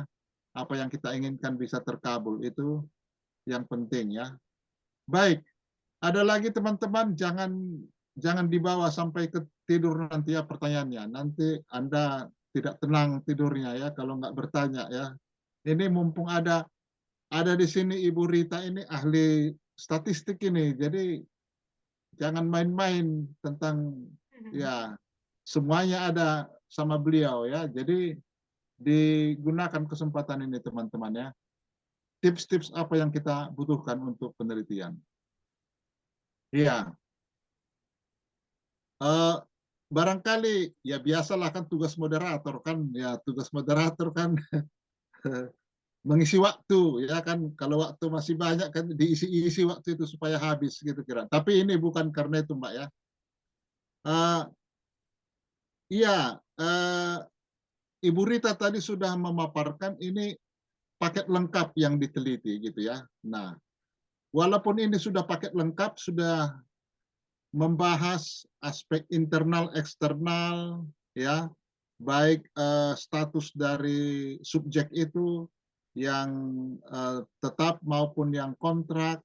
Tetapi menurut Mbak, masih adakah sisi-sisi yang terlupakan dari penelitian ini yang seharusnya mungkin perlu diperhatikan, atau dengan kata lain barangkali ya apa namanya ya mungkin kekurangan, tapi ya tidak mungkin semuanya dibahas kan begitu, tapi nyata untuk dilanjutkan lagi untuk penelitian berikut. Apa itu kira-kira Mbak Suci? Itu aja Mbak. Oke, di sini sebenarnya pada saat penelitian saya menyadari masih banyak kekurangan yang dilakukan. Jadi khususnya ketika pengambilan data, Pak, udah mulai ngitung, udah mulai analisa, itu udah mulai banyak sadar kayaknya ini kurang, kayaknya itu kurang. Nah, yang pertama yang kekurangannya adalah di sini kan saya melihat status pekerja, Pak ya, ada PKWT dan PKWTT. Tetapi dalam penarikan data itu ternyata PKWT itu memang lebih banyak dibanding PKWTT. Jadi tidak signifikan, Pak. Jadi ibaratnya kalau kita ngebandingin agak sulit juga nih kita bilangnya apple to apple karena memang jumlahnya juga cukup berbeda. Ya. Yang pertama itu, jadi harus ada penelitian serupa yang memang benar-benar memperhatikan jumlah total responden. Ketika kita membandingkan status pekerja ataupun lainnya, ada 2 perbandingan, nah itu usahakan untuk perbandingannya dengan jumlah total responden yang sama. Sehingga kita bisa bilang apa namanya, masih bisa nih dibandingin. Nah, pada saat saya menarik data, PKWT itu memang yang tetap sedikit. Jadi ketika saya melakukan pengolahan SEM, itu awalnya kan SEM seluruh untuk total tenaga kerja, baik itu PKWT atau PKWTT. Jadi untuk melihat keseluruhan modelnya. Nah, itu modelnya fit nih, Pak, modelnya oke. Berarti bisa nih dilakukan selanjutnya. Nah, tetapi kan untuk melihat nih modelnya pada tenaga kerja kontrak sama tenaga kerja tetap seperti apa. Nah, kemudian dilakukanlah pengolahan SEM untuk masing-masing status pekerja. Nah, ternyata untuk model tenaga kerja tetap itu modelnya tidak fit. Yang fit hanya di model tenaga kerja kontrak. Nah, jadi itu juga menjadi salah satu kelemahan. Nah, setelah berdiskusi sama Bu Rita pada saat itu, "Bu, kok bisa sih cuma salah satu nggak fit, tapi kontrak dan tetap ketika digabungin fit?" Nah, itu kemungkinan besar bisa jadi karena kekurangan responden atau memang respondennya tidak terlalu memenuhi ya, Bu, ya, pada saat itu, Bu, ya? Betul sekali. Oke, ya. Ada Nah, tambahan mungkin Ibu Rita? Iya, jadi perbandingan itu sangat mempengaruhi ya antara sampel kita. Dan itu harus disadari sebelum kita mengolah data. Nah, jadi kita yang menjaga gitu ya. Kita harus menjaga data kita. Kalau kita mau, apalagi kalau kita mau membandingkan, mengcompare, itu kecukupan data harus dipenuhi. Ya, misalnya mengcompare laki-laki dan perempuan. Lelakinya cuma 10, perempuannya 70. Ya udah pasti yang perempuan yang jadi signifikan kan. Tapi di balik itu kan ketidakseimbangan sampel itu jumlah sampel menjadi masalah. Jadi nggak bisa dibandingin sebenarnya gitu. Karena harus perbandingannya yang harus sama. Sama ya. Nah, kemudian yang kedua adalah sebenarnya ini sebuah suatu pertanyaan ya, pertanyaan yang bisa kemudian dilanjutkan oleh penelitian yang akan datang. Kenapa sampai job security itu menjadi tidak signifikan gitu. Nah, ini yang bisa dilanjutkan oleh adik-adik kelas dari Suci ini. Gitu. Jadi ngambil yang punya Suci, ya, kemudian data Suci juga sebenarnya masih bisa dipakai, gitu. Tapi harus dengan pembimbing. Kalau pembimbingnya saya akan tetap pakai datanya Suci. Kemudian saya akan buang dulu tuh si psychological capitalnya. Saya akan ngambil satu aja, lingkungan kerjanya. Nah, tuh bagaimana tuh hasilnya? Bisa kan kayak gitu? Jadi Ya, melanjutkan dari penelitian Suci. Gitu, Pak Raja. coba ditangkap secepatnya sebelum lepas. Iya. Dan Ya, ini belum dilakukan. belum dilakukan, betul Ibu. Iya kan, kita belum pernah melakukan sebuah penelitian yang kemudian ada ketidaksignifikannya, kemudian Anda baca ini, Anda tangkap, kemudian Anda lakukan lagi. Iya, iya. Bisa jadi begitu. Atau Anda tambah datanya dari Suci. Dan Kan barangkali dia belum. itu, ya. Dan barangkali itu akan lebih bisa terlaksana andaikan ada grup peneliti barangkali ya mungkin. Ya, Jadi iya, semua Iya, saling koordinasi ya. Ya. iya, betul. Jadi Dan ada ini grup peneliti yang senior dan junior sehingga berkesinambungan. betul, karena kan Sustainability. ada yang belum Ya. terbukti gitu loh, Pak. Betul, betul. Jadi ada belum selesai penelitian Ya, ini ya. belum selesai. Gitu. Kalau Ongoing sebagai tesis research, sudah ya. selesai, tapi sebagai penelitian kan belum selesai. Betul, betul. Ya. Gitu. luar biasa teman-teman. Jadi ini menjadi inspirasi bagi kita ya untuk juga di bidang lain. Jadi bukan hanya di PIO ya, Ibu Rita. Iya, Jadi bukan hanya PIO, yang lain juga bisa berlanjut. iya, iya. Baik. FDI ini kan salah satunya itu kan, Pak, melihat Betul. penelitian, kemudian dari peserta kemudian bisa nangkap. Oh, ini belum selesai penelitiannya. Bisakah saya meneruskan? Gitu kan? Betul. Saya pengen uji. Betul. Suci kan artinya kan di sini belum selesai penelitian kamu. Karena kan secara konsep harusnya adalah si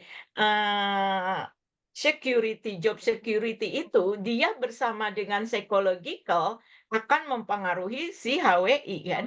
HWI, ya. Iya, itu secara konsep. Nah, konsep ini tidak bisa menjawab itu, hanya psychological saja yang terbukti. Nah, Ya. gimana supaya si job security ini terbukti? Nah, ada yang tertarik gitu kan? Apakah ada yang tertarik untuk melanjutkan? Ya, boleh dihubungi nanti pembimbing masing-masing ya, khususnya bidang PIO ya. Iya, Iya, apalagi kalau misalnya yang penelitiannya Bu Rostiana, gitu iya. kan, pembimbingnya Bu Rostiana, Pak kan Tommy bisa. Ya. ke saya gitu. Iya, Iya, oke. bisa Luar biasa. dilanjut. Luar biasa Bu Rita, terima kasih banyak atas masukannya. Terima kasih banyak Iya. juga untuk Mbak Suci atas penjelasannya yang berapi-api, menyemangati kita semuanya. Ya, dan juga kepada Anda semua teman-teman yang setia sampai akhir, SSA, ya setia sampai akhir pada FPI kita pada malam hari ini. Ya,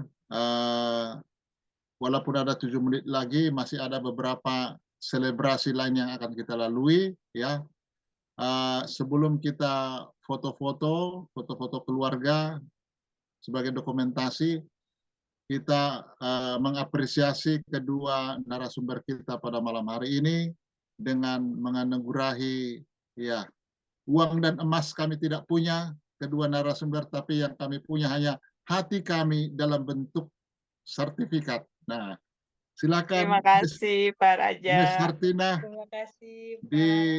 ditampakkan sertifikat kita ya. Ya, sertifikat yang pertama ya sedang dipersiapkan. Tunggu sebentar ya, Pak. Ya, tinggal tayang itu, pasti sudah di print itu. Iya, ini dia saudara-saudara. Sertifikat yang pertama kita berikan pada Mbak Suci Nuraini Ananda MC sebagai narasumber kita pada malam hari ini dengan tema dengan judul modal psikologis dan kerja keras sebagai investasi pada pekerja kontrak. Judulnya diperingkas Mbak, jadi supaya lebih gampang dicerna oleh Siapa? ya siapa saja. Jadi oke, diterima Mbak Suci.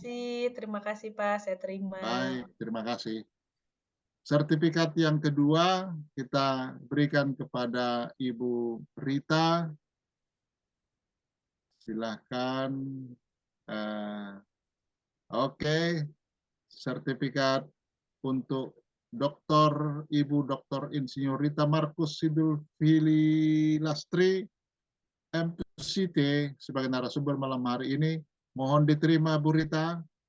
Terima kasih Pak Raja. Baik, dengan demikian kita telah sampai ke penghujung acara kita.